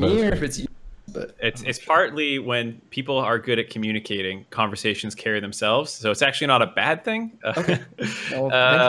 I was going to say, on the topic of how dominant C9 is, there's this actually weird inverse relationship where I think the better you guys do against C9, the more it devalues C9. Yes. And then it makes you guys look even worse because I'm like, oh, if you guys beat C9, it's not wild. Well, how good did you do? Yeah, exactly. Everybody's like, that's bullshit. Stage time, blah, blah, blah. It's like, Yeah, we ran it. If people missed it, I know the pre-show and things like that are still different to people now that we start only 15 minutes beforehand for the countdown. But we ran all of C9's like kind of impressive stats, and they are like so much further ahead than any 17-1 team ever was. Like it's not a question of the most dominant regular season team. They looked really good in their first best of 5. So I think it's pretty fair to say that they are the best team North America's ever made, at least domestically. So if EG can beat them, it's not C9 is suddenly bad or we're overhyped. It's EG did something incredible that day. Yeah, and I think that's a great point too. Like part of what makes League special and makes sports special is it's an any given Sunday kind of game. And even if Cloud9 is the best team that League of Legends has ever seen, it doesn't mean they can't lose on Saturday. Doesn't mean we can't win, right? So regardless of all that, I couldn't be more excited to face Cloud9. And I love being last year with CG. We were the underdogs, I think, in every series we played. So it's definitely something I'm familiar with, and I'm excited about this feeling. I think this whole split, we've been kind of playing to prove people wrong with a chip on our shoulder, but now I think we can kind of play free. We've already been smashed by Cloud9 twice, so there's really it's not like we can get embarrassed. We've already done that. We've got that out of our system. So I'm just excited for some competitive games. Yeah, it's gonna be fun. Hey, Cone, any final thoughts before we move on to the next caller? No, not really. I just want to say good luck to EG this weekend. I do think C9 will win, but I do want it also to be a really good series because I think it's just better for the league overall. Well, thanks, man. I'll take that. We'll appreciate it. Thanks so much, Cone. Thanks. See you guys. See ya. All right, moving on to the next caller. Yeah, sorry about my cam chat. It's fine. I know, guys, but we're dealing with it. It's the way the world works. Sometimes. Oh, looks like we got our next caller here. The Elite is here. The Elite, where are you calling from? Calling from Lexington, Kentucky. Lexington, Kentucky. Yep. What do you want to talk about on the show? I wanted to talk about essentially how I feel like there's a lot of analysis that seems to be results based. Like when you look at some of the things that have been said over the course of the split, like EG in the beginning of the split, everyone called them a bottom tier team. After every TSM 2-0 or 0-2, it was flip flop on how good is TSM. Dig was rated really highly in the beginning of the split, all that kind of stuff. And so just kind of seems like all the analysis definitely seems to be more results based. And I was wondering if maybe there's something we can do, like if maybe there's another show idea where we can deep dive into like team analysis and how we can actually view a team and how good they are. Mark, this seems like a great question. A thing to toss to you. Great take. So, how come people didn't think TL was terrible right away? If this is all results-based analysis. Well, I mean, one of your things is actually like one of the only things that wasn't results-based analysis was the TL, right? TL was losing, and everyone said, well, they're going to be good by the end of the split.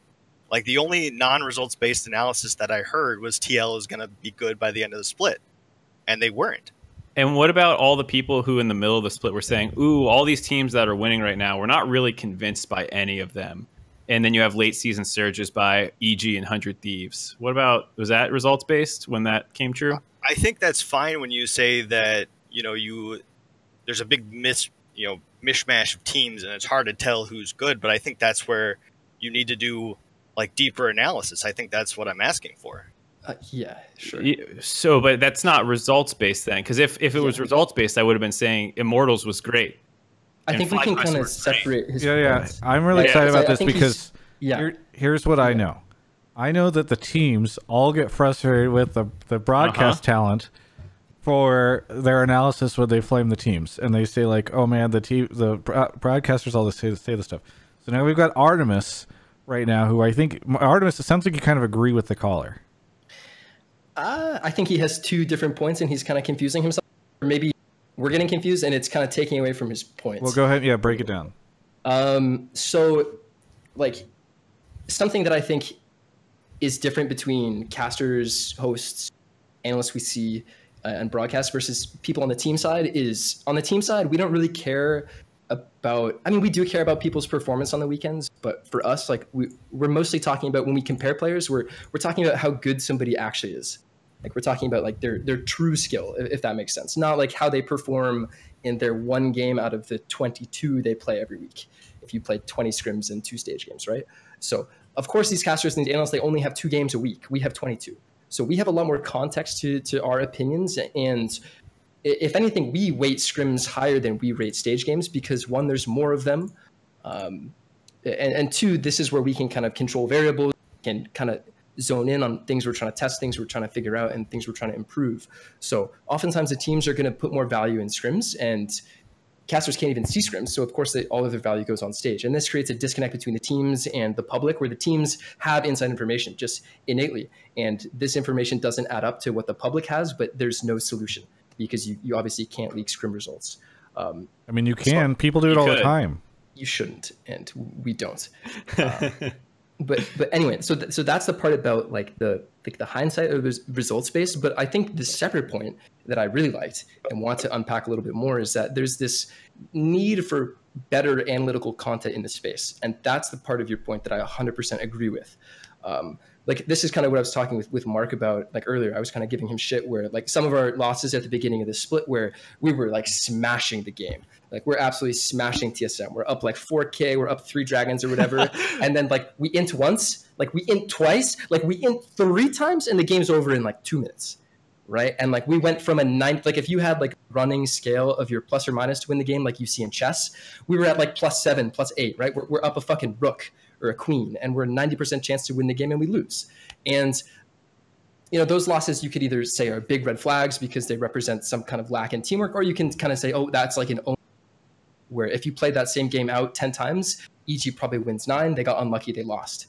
So you can kind of think about the quality of wins, the quality of losses, and we do see a bit of this on broadcast, but an idea that I had for a show would be like you take 2 coaches or 2 analysts and you show them the same clip or like the same game, like you should give them the same game state, and then you give them like the side that you want them to argue. It's like a debate. Like I don't know if you guys ever did debate in college or something, but you're like given the prompt and you don't get to pick your side. You don't get to pick if you agree with it or not. But like we could bring Zabatine and I don't know, Curry on the show, and I could say, okay, Curry, you're 100 Thieves, you know, Zab, you're TSM, like it's 22 minutes, like I want you to convince me that TSM should be playing for this dragon, right? And then like the coach just argues for a point. And I think like the public will start to see how easy it is for coaches and people who understand just like basics or analysts to argue things that may or may not be true, but like you can follow their logic and they can sound right. Like you could show me a game, I could argue for probably 10 different ways to close out the game, and probably 99% of people couldn't tell the difference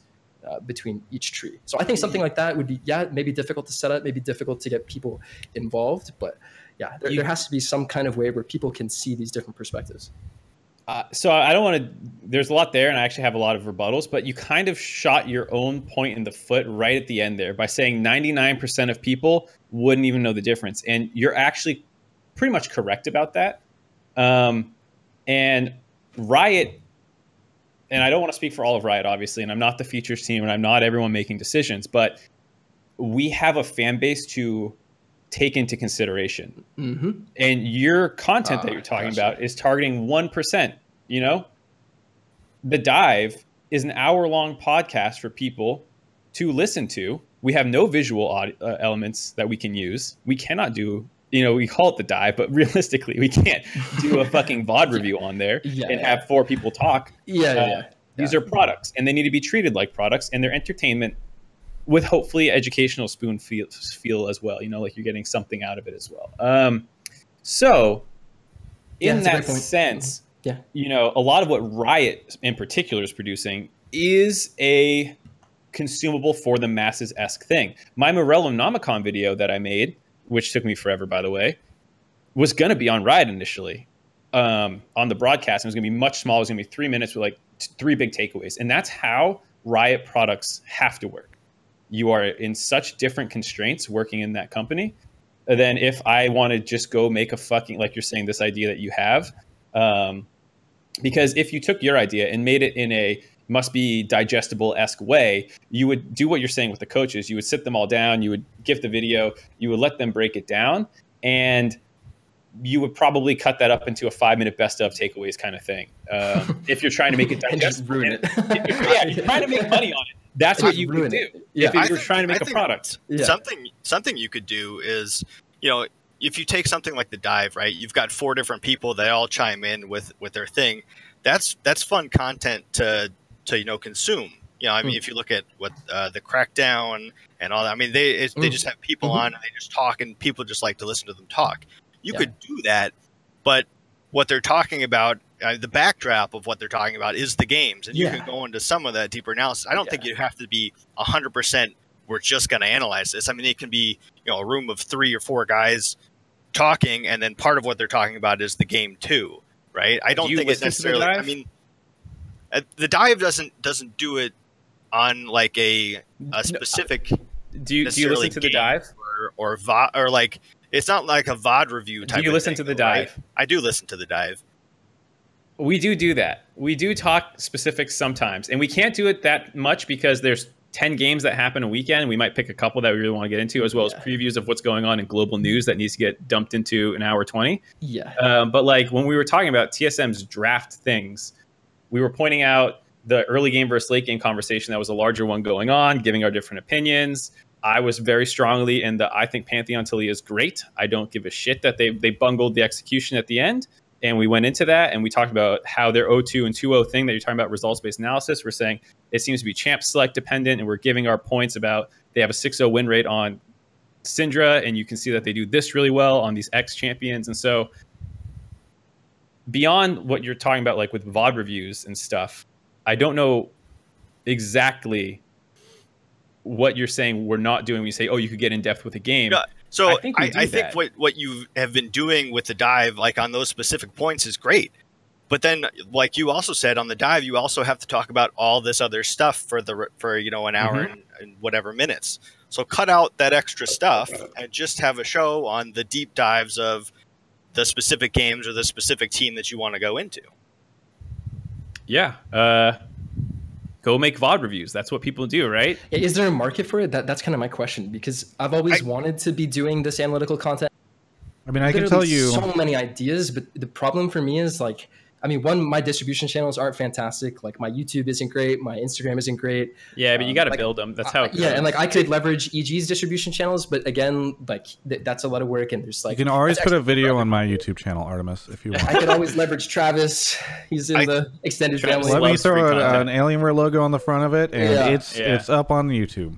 Yeah, I think what bothers me about most of like the VOD review stuff that you see is it's always one person, right? Yeah, for sure. That can get kind of boring. I mean, I can tell you. Whereas if you have multiple people talking about it, then it gets more interesting, and then I think you can get more views and market it more as a product. So I mean, I'm not saying there's no audience for analytical content, but the audience is very small. It usually requires way higher production values if you're doing video, because that's the other thing is you can't just talk, right? You have to do you have to do all this stuff where you're splicing in, like the dive, this show, except like the reason why there's a million versions of this type of show where you've got different people in boxes is because it's free to produce essentially. I'm gonna have to pay Mark when he invoices me.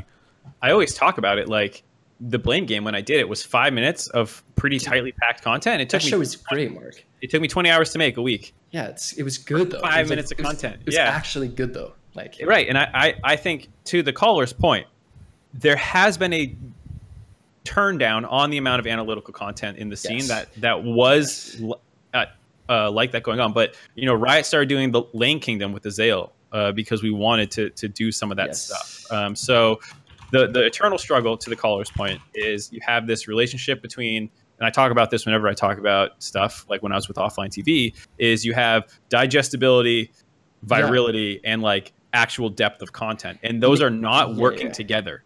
Well, make it a coach debate, right? Like bring on 2 coaches and make them debate points that they don't agree with.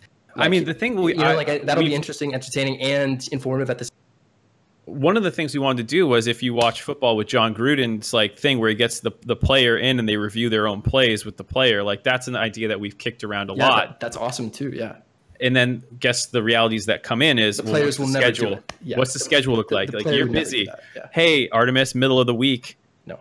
Fuck off with your actual job and come into Riot and do this for probably free or a cheaper rate than what you make. You know, like for sure. See, I would do it because I love it, but players never would. And so like I think you could get some coaches, and I think like the roundtables and these kinds of larger topics you could definitely do. And I think, like I said, to the caller's point, there is a bit of a dearth from where we have been at other points, but I think that's more about tackling the realities of and like finding ways to handle all these problems more so than like everyone's results based or, you know, like a somewhat reductionist reason. It's usually actually the behind the scenes reasons that these things don't happen. I think the final thing I want to say on this, because this was a topic about content that I wasn't able to talk about because Mark and Artemis were so passionate.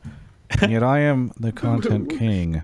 I will say when I used to do stuff over at Yahoo, Emily Rand, who's in the chat, it was always very disappointing to me because I would see Emily spend so much time crafting like this really meticulously written article on jungle pathing or comparing these people and just like have such smart insight and talk to so many people about this and put out this amazing article, and it would get praise from the people that read it, but not very many people would read it. Then I would go do a stupid interview with Peter that had no analytical value. And that would carry our website for the week. So it's just like it is sad to me because I am just a clown in big shoes, and I just dance around and everybody tunes into it, and then the really smart big brain people, their content doesn't get nearly as much attention. So it's very sad. We got a bell curve. So sorry, you go ahead. No, that's it. I was just shit posting. I was saying, as soon as this conversation started and the caller said about lacking analytical content, I just saw Emily type in chat. Because it's out there too. Yeah. If you don't think that Emily's Riot is fantastic, you should check it out. Actually, I should totally do this. If Riot is not hitting your needs for what you want out of analytical content to the caller and other people, like it is out there. I bet you probably can find it by following people like Emily, and when Kelsey was doing more content. I mean, I think Kelsey still tweets about like LPL shit because she can't stop herself. Yeah, like follow Artemis on Twitter, follow the coaches on Twitter. They'll often be like Peter Dunn is always tweeting about other regions. Like it's out there. It's just a little bit less accessible because it's not coming through the big channels, because the big channels have to kind of worry about themselves in a sense. Yeah. All right, we've taken way too long. Every time the greatest bait for this show is always just to be like, let's talk about content, and then we spend 30 minutes talking about it because it's our career. The Elite, thank you so much for the call. Any final thoughts? Thanks for having me. Keep up the good work. Also, bring back stats to the end of game, or like the player stats at the end of the game on your broadcast. We're working on it. We got player of the games back, or game. What is it called? Post game breakdowns. Those are back. Part of it is the offline thing or the online thing is just a struggle. Yeah, for sure. Thanks so much for the call. Thanks. Bye. See you. Thanks, man. All right. Also, co-streamers are a great place to get the VOD review-esque feel. Yes, co-streams.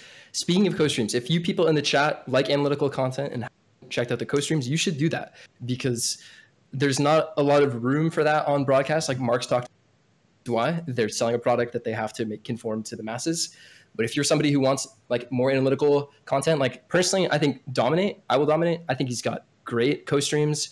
I've watched a few actually, and he says insightful things. I've seen some of LS's too. LS is sometimes he loses focus a bit too much for my taste, and he ends up just like talking to his chat or doesn't really talk about the game. But if you watch Dom's stream, always talking about the game. 100% of the time, Dom's talking about the game. And if that's what you like, you should check it out. To be fair to LS too, that dude's running on like 4 hours of sleep every night because he's just constantly online. So I would even some of the smaller streams like Vienna, who's a streamer for Cloud9, did a co-stream this past weekend with Diamond, who's the Academy support, and so it was kind of, I mean, it's funny because anytime you have a pro player analyzing a game, they always go, all right, this game's done. It's over. We win like in 5 seconds because one person died bot lane in the first 3 minutes. But well, to be fair, Travis, like the pro players are seeing the effects. Somebody You're kind of cutting it out, Arno. Oh shit. Okay. No, it's okay. Come well, back. anyway, all I'm saying is the pro player probably sees a butterfly effect of that play, and he probably knows that the game is actually over. No. I mean, I wasn't criticizing. Yeah. I was just saying it's funny because you will get almost too much truth at those because they just like, okay, cool. It's been 5 minutes. I guess this game is done. I can go. We can turn it off. Yeah. It's the same problem casters face when it's like, all right, how does this team get back in the game? Dude, I feel so bad for the casters for the Cloud 900 Cloud 9 series, Every single one of us wishes we could. I mean, like I said, I actually just drew a picture instead of watching the rest of the game. All right, we've got 3 more calls to go. We got to move through these quickly. By the way, thank you to Ronaldinho. Oh man, I've been told I don't say this right. Ronaldinho 8. Thank you for the 19 months. CW 5 Snakeed 2, and Iris Gray. Thank you for the 2 months.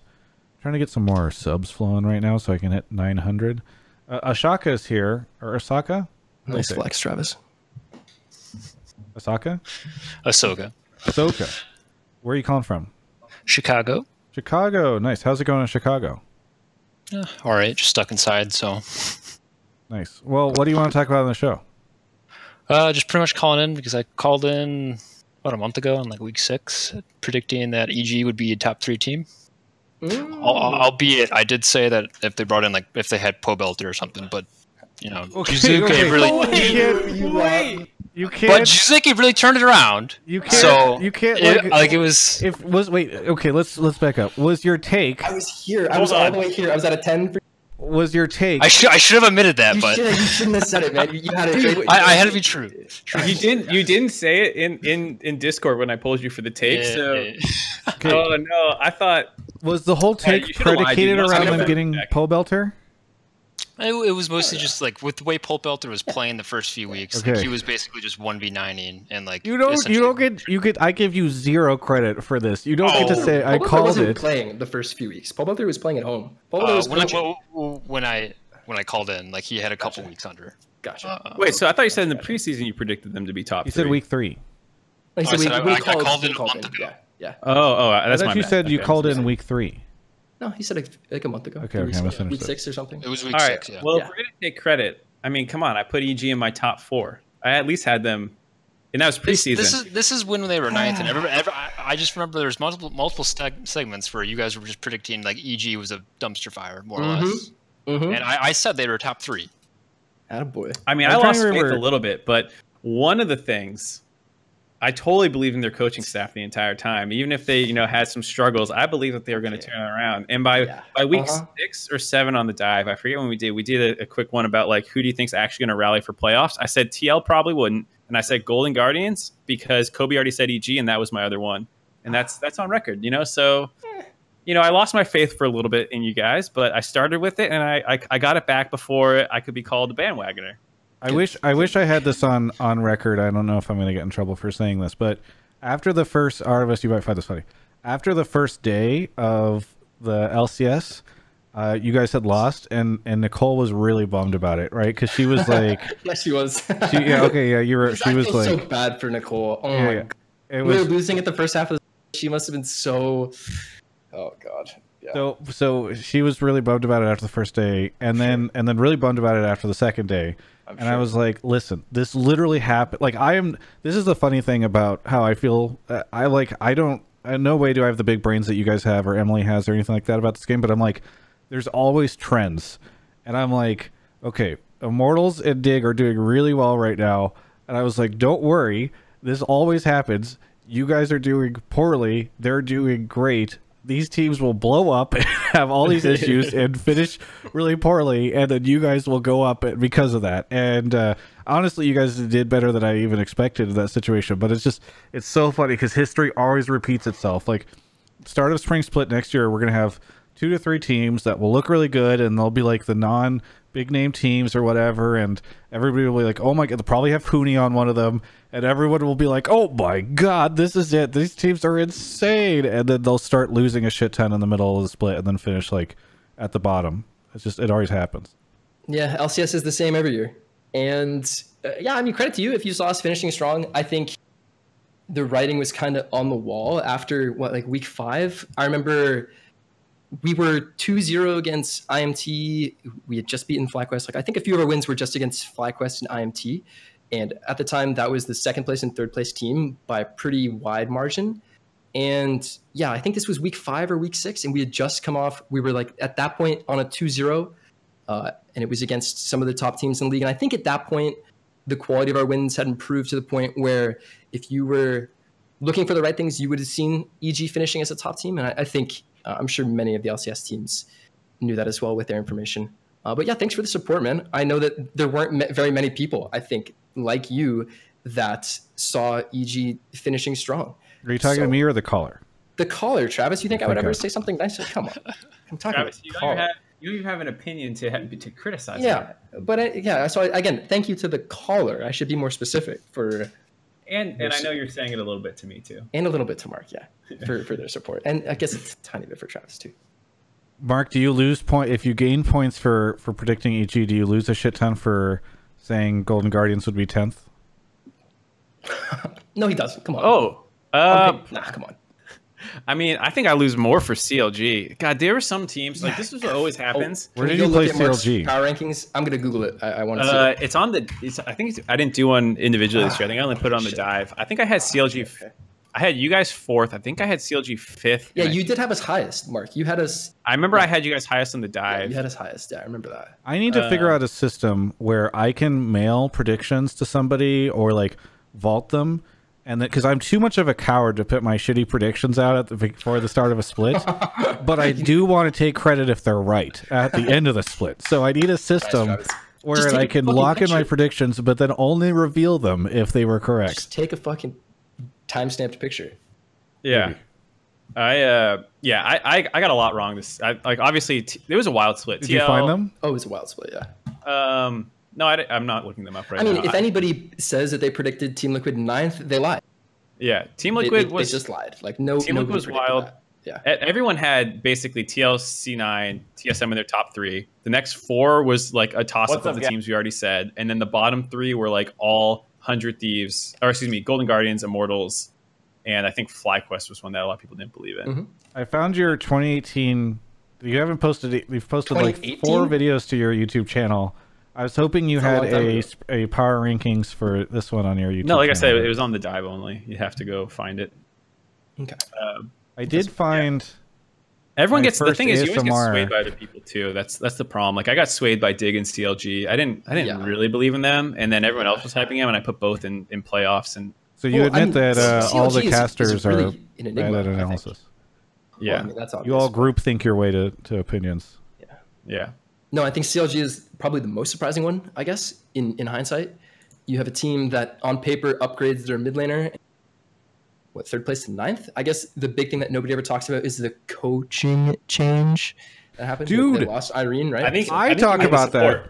We talked about that on Hotline League. I said I felt like the biggest pickup for for EG during this break was Irene, and CLG losing Irene I thought was huge. I talked about this a ton during the offseason. I mean, and it drove me crazy because did you see Wiggly's between spring and summer? That's evidence. Go ahead, Travis. Sorry. Yeah, I super think Irene is. I've been on the Irene train ever since he fucking bootstrapped CLG out of the gutter last split, and they should have just let him own Madison Square Garden after that. Yeah, no, seriously. And then the fact that CLG lost him, I feel like was the biggest mistake they made, and I'm so happy that he.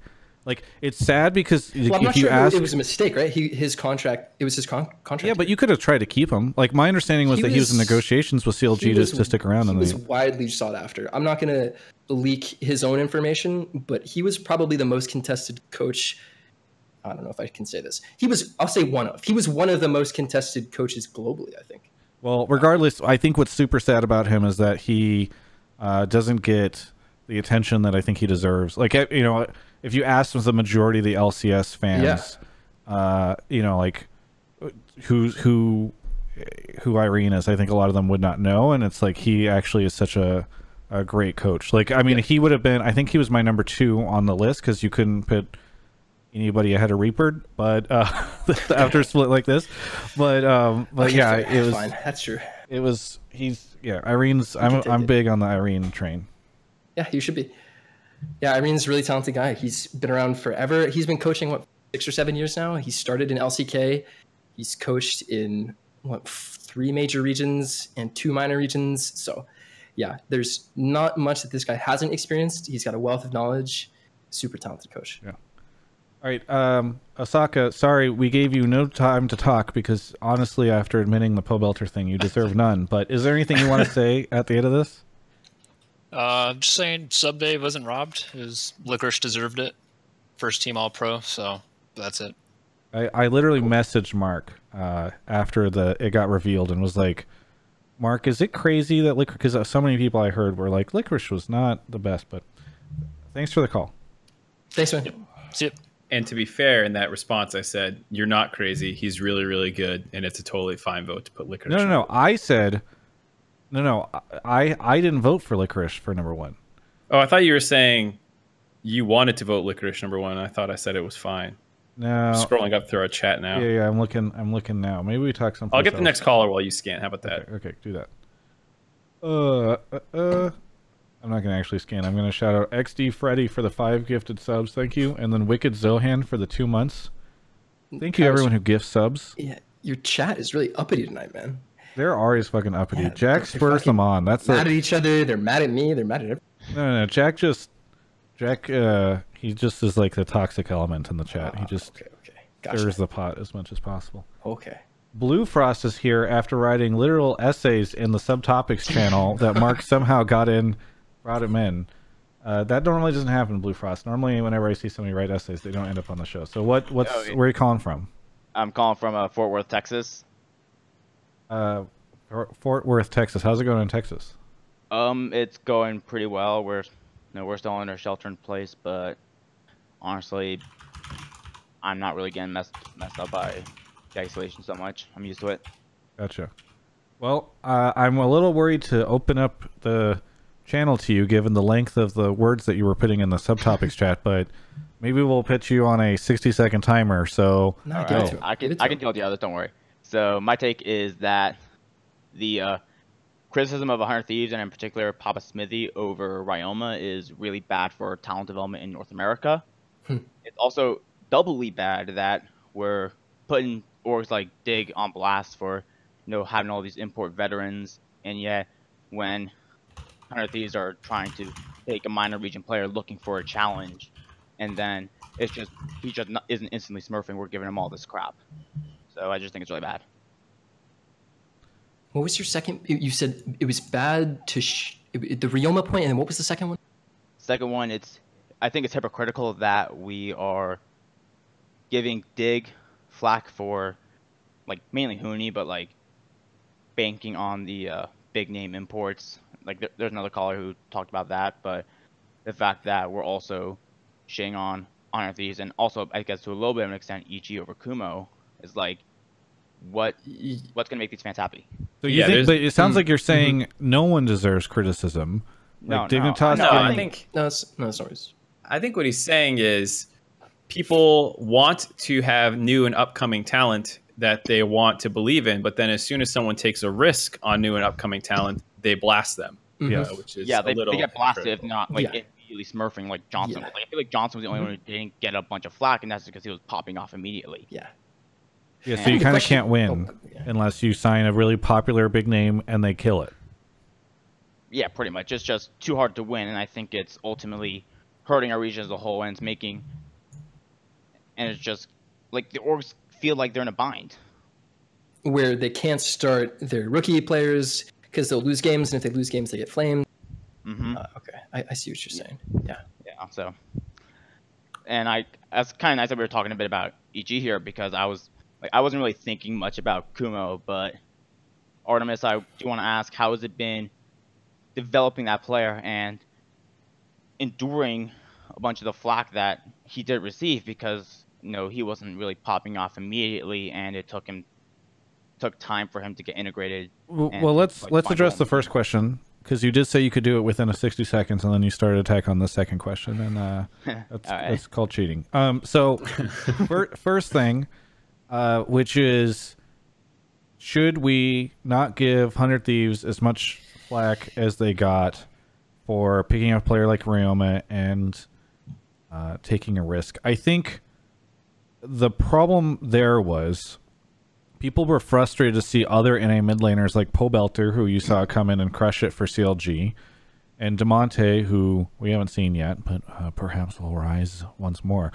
Come in and like we didn't get a chance to see those players join any teams at the start, and so that's why it was frustrating. Where I think a lot of people were saying, "Why would you take Ryoma over either of those players?" Mark or Artemis, like, do you think that now that we're done with at least the main part of the split, do you think that question still lines up? What, that should we take Demonte over Ryoma? Yeah, like people, like should people be weirded I think, out about what do you think? I think when you look at the rest of the composition of that roster, I actually think it makes a little bit of sense because Meteos, Someday, and Cody are pretty big veterans. And I know you don't want to go like 5 rookies in the dream kind of thing. But even Stunt is not like, he's had a number of cracks at the league. And I think you kind of know enough about Stunt to know what you're getting out of him. Whereas Ryoma really is a bit of a shot in the dark. And that's why it felt to me maybe a little weird for a team that seems like it should have, with Meteos, Someday, Cody, pretty high expectations in that taking a crack at something is spring, and that's probably the time you want to do it. But I understood the idea that, like, hey, if we want to win now, let's get Demonte. It's nice that we're having this conversation this episode because normally Papa Smithy's in chat, but it's safe right now. So I don't know what 100 Thieves' goals were, but I would assume, based on what they did, I would assume that their goals were playoffs, and that if they made playoffs, they'd consider it a win. And like with their Ryoma piece, like they probably looked at their other 4 pieces and said, okay, even if this guy turns bad, which we don't think he is, but there's risk associated with bringing him in, right? So even if this risk pans out to be truthful, then maybe our 4 players are good enough so we make playoffs, so we make it to the, the big best of 5s where there's more hype, where there's more brand value for 100 Thieves. Because in an org like 100 Thieves, I'm sure that they wanted to make playoffs, and they must have felt that Ryoma was good enough to make them playoffs while also having upside as this young rookie who could maybe go on to be one of the best mids in North America. I'm assuming that was their kind of their logic, right? What happened was I think that's what I got from their content, that they wanted to develop a player. And so going back to the points about like Demonte, and I'm also going to bring up Insanity because he's the IMT Academy mid, and I'm honestly, to be frank, very surprised we didn't get any games of him. And I feel like with Demonte, maybe people saw him at Worlds, and also the fact that he kind of was a little, I don't know, I feel like he was a little bit limited to playing things like the Kiana and melee assassin mid laners. He was essentially a rookie last year at Worlds. Like, yeah, he played some of a split, but Tanner was a very, very young player. Very at young Worlds, player. his first time. Yeah, that may have given Just some for context. sour taste. Yeah, and like I definitely think he should be on LCS team. I think at the very least he should have been given a shot. Like probably on Dig, because you still have some veteran voices that can work with. He's also got some synergy with Huni, even though who knows if Huni's going to stay on the team. But about Ryoma, the fact that he's taking an import slot, I think it's different because the difference. I'm going to just bring up Eka here. That Eka, he's coming from EU, which is a major region, even though he was never on the LEC stage, while Ryoma is coming from the OPL. And so you're saying it sounds like Ryoma was a more likely scenario for success. Yeah, more likely tail for success, because you think of like an OPL player. Another example would be Destiny, who was playing on Mammoth at Worlds in the play-ins, and now he's on OG. OG got 3rd in the LEC. So I feel like if it went like that, it'd be a different storyline. So Mark, I don't think you did reference, or you did answer the question. Artemis, sorry, what was kind of the sum up of your opinion on like the Ryoma thing in retrospect? Well, I think. Sorry, you go. I guess like to sum everything together, I think that something that's important to mention is that he's performing significantly better in the past 2 to 3 weeks than he did for the beginning of the split. And I think that's important to highlight, because I was very critical of Ryoma, privately, of course, because I'm not going to just like flame a player randomly on Twitter or something. But I did not think very highly of him at all this split. But I will say that near the end of the split, he's been performing very well, or at least much better than he did before. So it's good to see improvement from him. And just, again, I think your original point is about this somehow is hurting talent development if we flame Ryoma. I think that's a really bad take. I think that I'm not like I'm not gonna. I think that a GM should grow thicker skin if he's worried about getting flamed for his decisions, and the people above him shouldn't listen to Reddit or shouldn't listen to Twitter, and they should trust their general manager. Mm-hmm. If a GM makes a decision that doesn't pan out, like, you should look at the systems that they use to make that decision. You shouldn't only just look at the result, right? Like, you can't be totally free of results-based analysis because it's sports, but you have to actually consider like why they made the choices they did, right? And if I'm a GM and I'm afraid of getting flamed by Reddit, so I don't import a player, I think that's ludicrous, and that person does not deserve their job. Yeah, to Artemis's point, if you take a 60-40 and you get the 40, that doesn't mean you didn't understand the odds that you took. It just means that you lost that one. Yeah, exactly. Although I do want to rephrase like something I forgot to add. I guess sorry, we're starting to run low on time, Blue Frost. So yeah, we gotta move on. I'll give you 10 seconds to finish. Like, definitely, he was a weak link, and you saw how hard Cloud9 could exploit him. But it's like I'm not saying he's free from blame, but I think it's definitely a bit overblown, and it can kind of just give a bad vibe to other orgs who were maybe thinking of maybe promoting an academy player or trying another rookie or young player with the drive and motivation, and maybe. And again, like, I really want to like give Artemis and EG respect for sticking through with Kumo, and you've definitely seen him improve. So hey, Blue Frost, thanks, man. Thank you for the call. Really appreciate it. Sorry to cut you off. We hit 10 o'clock and we got one more call to go. So, any shouts? Anything you want to say before we move on to the next caller? Just I'll say shouts to Alienware and Movement. They've been underrepresented by the callers, and I'm hoping for a good EGC9 series. I think it's a good matchup. Thanks, man. Thanks so much for the call. On to our last caller here. Man, you guys are getting him out of here. It's 10 o'clock. Travis is like, I got shit to do. No, it's Mark. Mark will... Oh, Mark's got shit to do. Mark messages me. Oh, he's back. You talk shit? Yeah, stop, he's back. I'm just saying, Mark usually has a pretty hard out around 10 or 10:15. Dictated to him by another individual who he may live with. Proteus is here. Proteus, where are you calling from? I'm calling from West Virginia. West Virginia. There's a song, I think, about West Virginia. What do you want to talk about on the show? I wanted to make the case that Golden Guardians is going to beat FlyQuest in playoffs. I have 3 reasons why they're going to do this. One, they've already beat them in Week 9 recently. 2, everyone below C9, they're basically close enough. They all take games off of each other. We've seen that all split. Except for EG, right? No, EG included. Sorry. And then 3, the Reaper point. They have extra time to prepare, and they get to watch Fly lose less than a week before a knockout game in the losers bracket. So they get an opportunity to actually see someone lose, and then, they basically get the chance to kind of scout their weaknesses and do all that, which kind of gives an advantage to the 5th and 6th seed, which isn't really how you'd want it to play out. Well, first of all, I just want to say that I love your take. You came on, you gave your point, you gave your supporting arguments. Fantastic setup. Callers should take notes. These guys are pro. I think that your 3 points are fantastic. They already beat them once. That's solid. But I think you kind of defeated your own point there with the revolving door argument where everybody beats each other. So just because GG beat them once doesn't mean they're going to necessarily beat them again. But I think one of your most powerful points is that the fact that they get to see them play so soon before their match. I did read some other people talking about how there seemed to be some sort of structural advantage to the 5th and 6th seed with respect to the loser of the winners bracket. So like 100 Thieves and FlyQuest. I didn't really look too much into it because, frankly, I was expecting to win our winners bracket match. I know that sounds a little arrogant, but of course you don't plan on losing.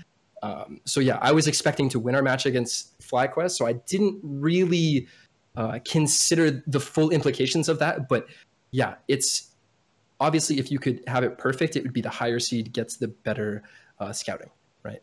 That's an interesting point. That's what kind of why I pulled it was actually that last one because I think Reaper was the first one I see tweet about it, and it does feel a little weird. And I think in my head, the way I try and offset it is that like, well, you did get to play another best of 3 before that, or best of 5, excuse me, before that. So like for a team like 100 Thieves, it feels pretty shit that like you just get slapped by C9 and the entire time TSM's just watching that go on. I mean, to be fair, how much did you really show besides draft, right? Like you didn't get a chance to show anything. So. Yeah. And then for FlyQuest, you know, they did get a chance to win a series and then lose that series and then play another one. And the only downside is... Well, for FlyQuest, I think it was pretty damaging. Like I said, I think so they didn't really have to show too much, but I thought FlyQuest gave us a really good run. Like I think the games were much closer than a lot of people expected, ourselves included. I think our guys were playing on short rest. We took 2 off days to get prepared for this week of practice, so I was pleased to get the win. But yeah, some of the games were a bit touch and go. We made more mistakes than we're used to.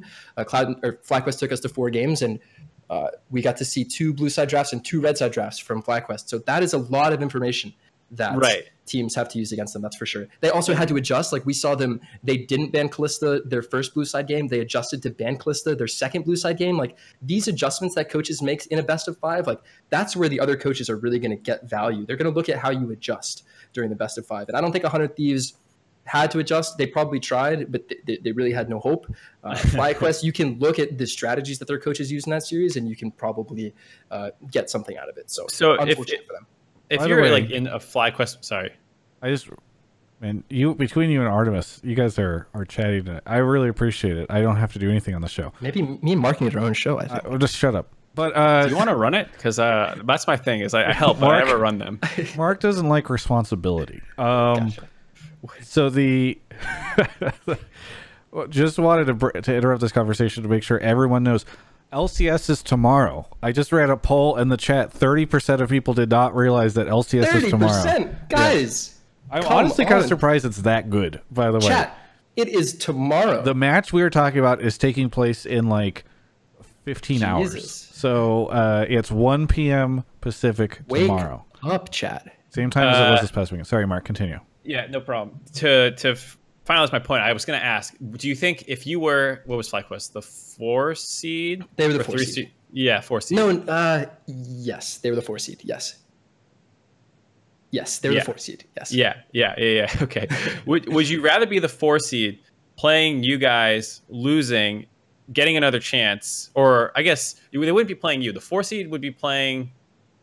Would you rather be the 4 seed and lose, or like the seed playing that 4 seed? Is that? Yeah, I guess what I'm saying. Would you rather, because they would play the 5 seed normally, right? Yeah. So would you rather play TSM and both of you guys are blind, and if you lose, you're out, or would you rather take a crack at the 2 seed, lose, and then get a shot at now the 6 seed, but presumably one of those? Give me a crack at the 2 seed, but I think that has a lot to do with philosophy and my team than anything else, if that makes sense. Like just because I want that match doesn't mean it's like the best. I think for me, even if I was the underdog in that match, I would think that there would be good chances that my team could win, whether it's through preparation or just from performance on that day.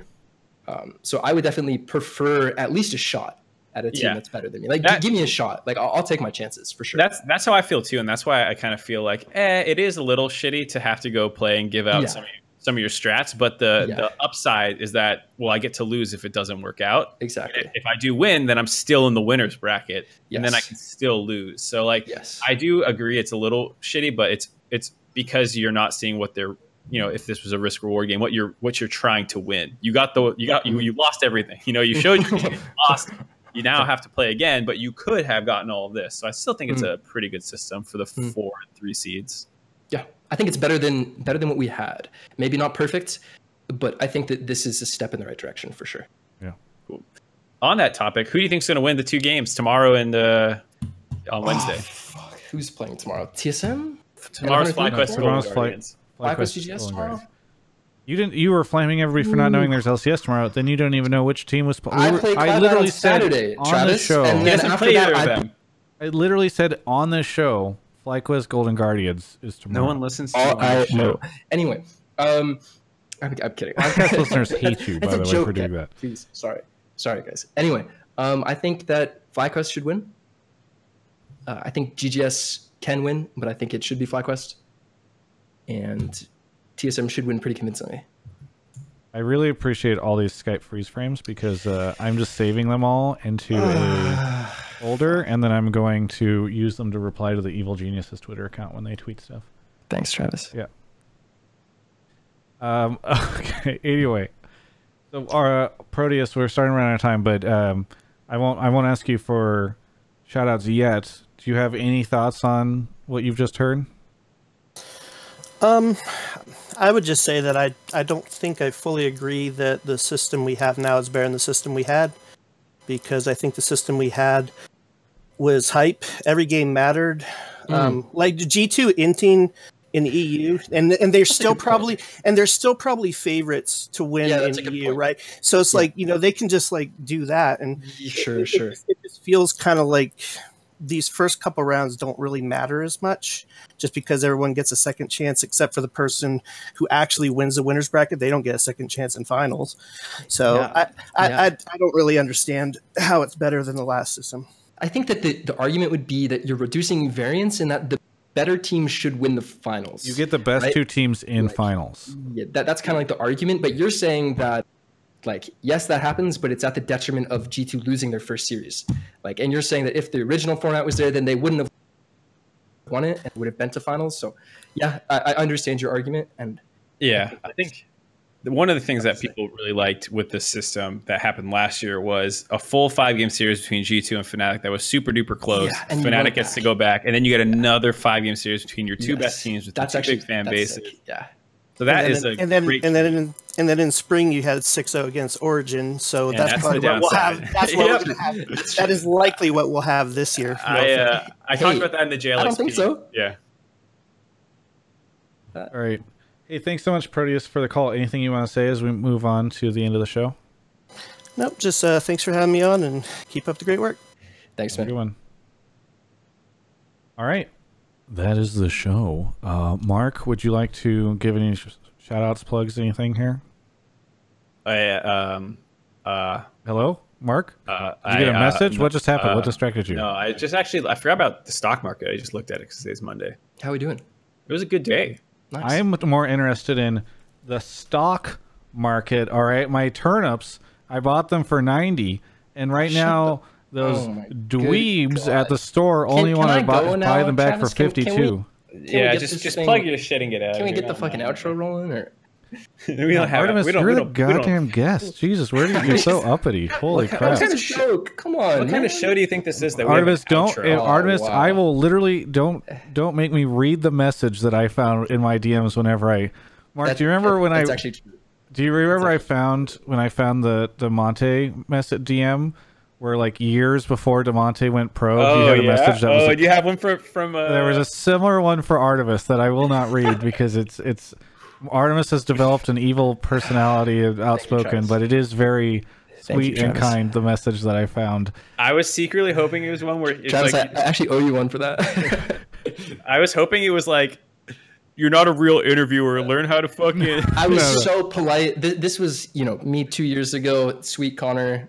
Yeah. It was the nicest message I've ever had. That's what happens to us. Comes on this show, and I know. Look at me now. Boys. Yeah, we can just come out here. And if anybody has, all I'm gonna say is, if anybody has they're buying stocks for like 500 or something, hit me up because I need to offload these turnips. I'm gonna be playing so shout outs. I'm gonna be playing Valorant on the AD tomorrow, and no one's gonna know. Hell yeah! On the analyst desk. Yeah, no one's gonna know. Yeah. I'm gonna know. I'm gonna tweet No one's gonna know because no one's gonna be watching, because they're all gonna be watching Valorant streams because they don't know LCS is tomorrow. That actually sucks so bad for TSM and 100 Thieves. It's FlyQuest and Golden Guardians. Let's get Artemis out of here. He clearly needs to sleep. I need to stream tomorrow so I can get all of Nate Shot's viewers because I can't. Yes. He can't get those, so those are all up for grabs. Artemis, yes. Plug, shout outs, anything for you? Yeah, follow me on Twitter. And there's 1,600 of you guys in chat. I better see. And shout out to Adam. He's an intern at EG. He's the man. Yeah. All right. Cool. Thanks everyone for watching. I have a video I did about. Oh, my Twitter's at Artemis. It's at Artemis. It's on the screen right above your head. Wait, is it just Artemis? Yeah. Yeah. How the fuck did you get that? EG, threw their weight around a little bit. Nicole Damn, that's is, crazy, actually. Yeah. Nicole's pretty scary. I don't want to talk about it. She is pretty badass. That's true. Shout out to Artemis Fowl, the original Artemis. That's not where my name comes from. I don't care if it's from mythology. You don't need to Artemis lean into the Fowl. microphone. It becomes painful when you do that. I do like Artemis Fowl, though. I've also read that. Mark and I have more books in common than we know.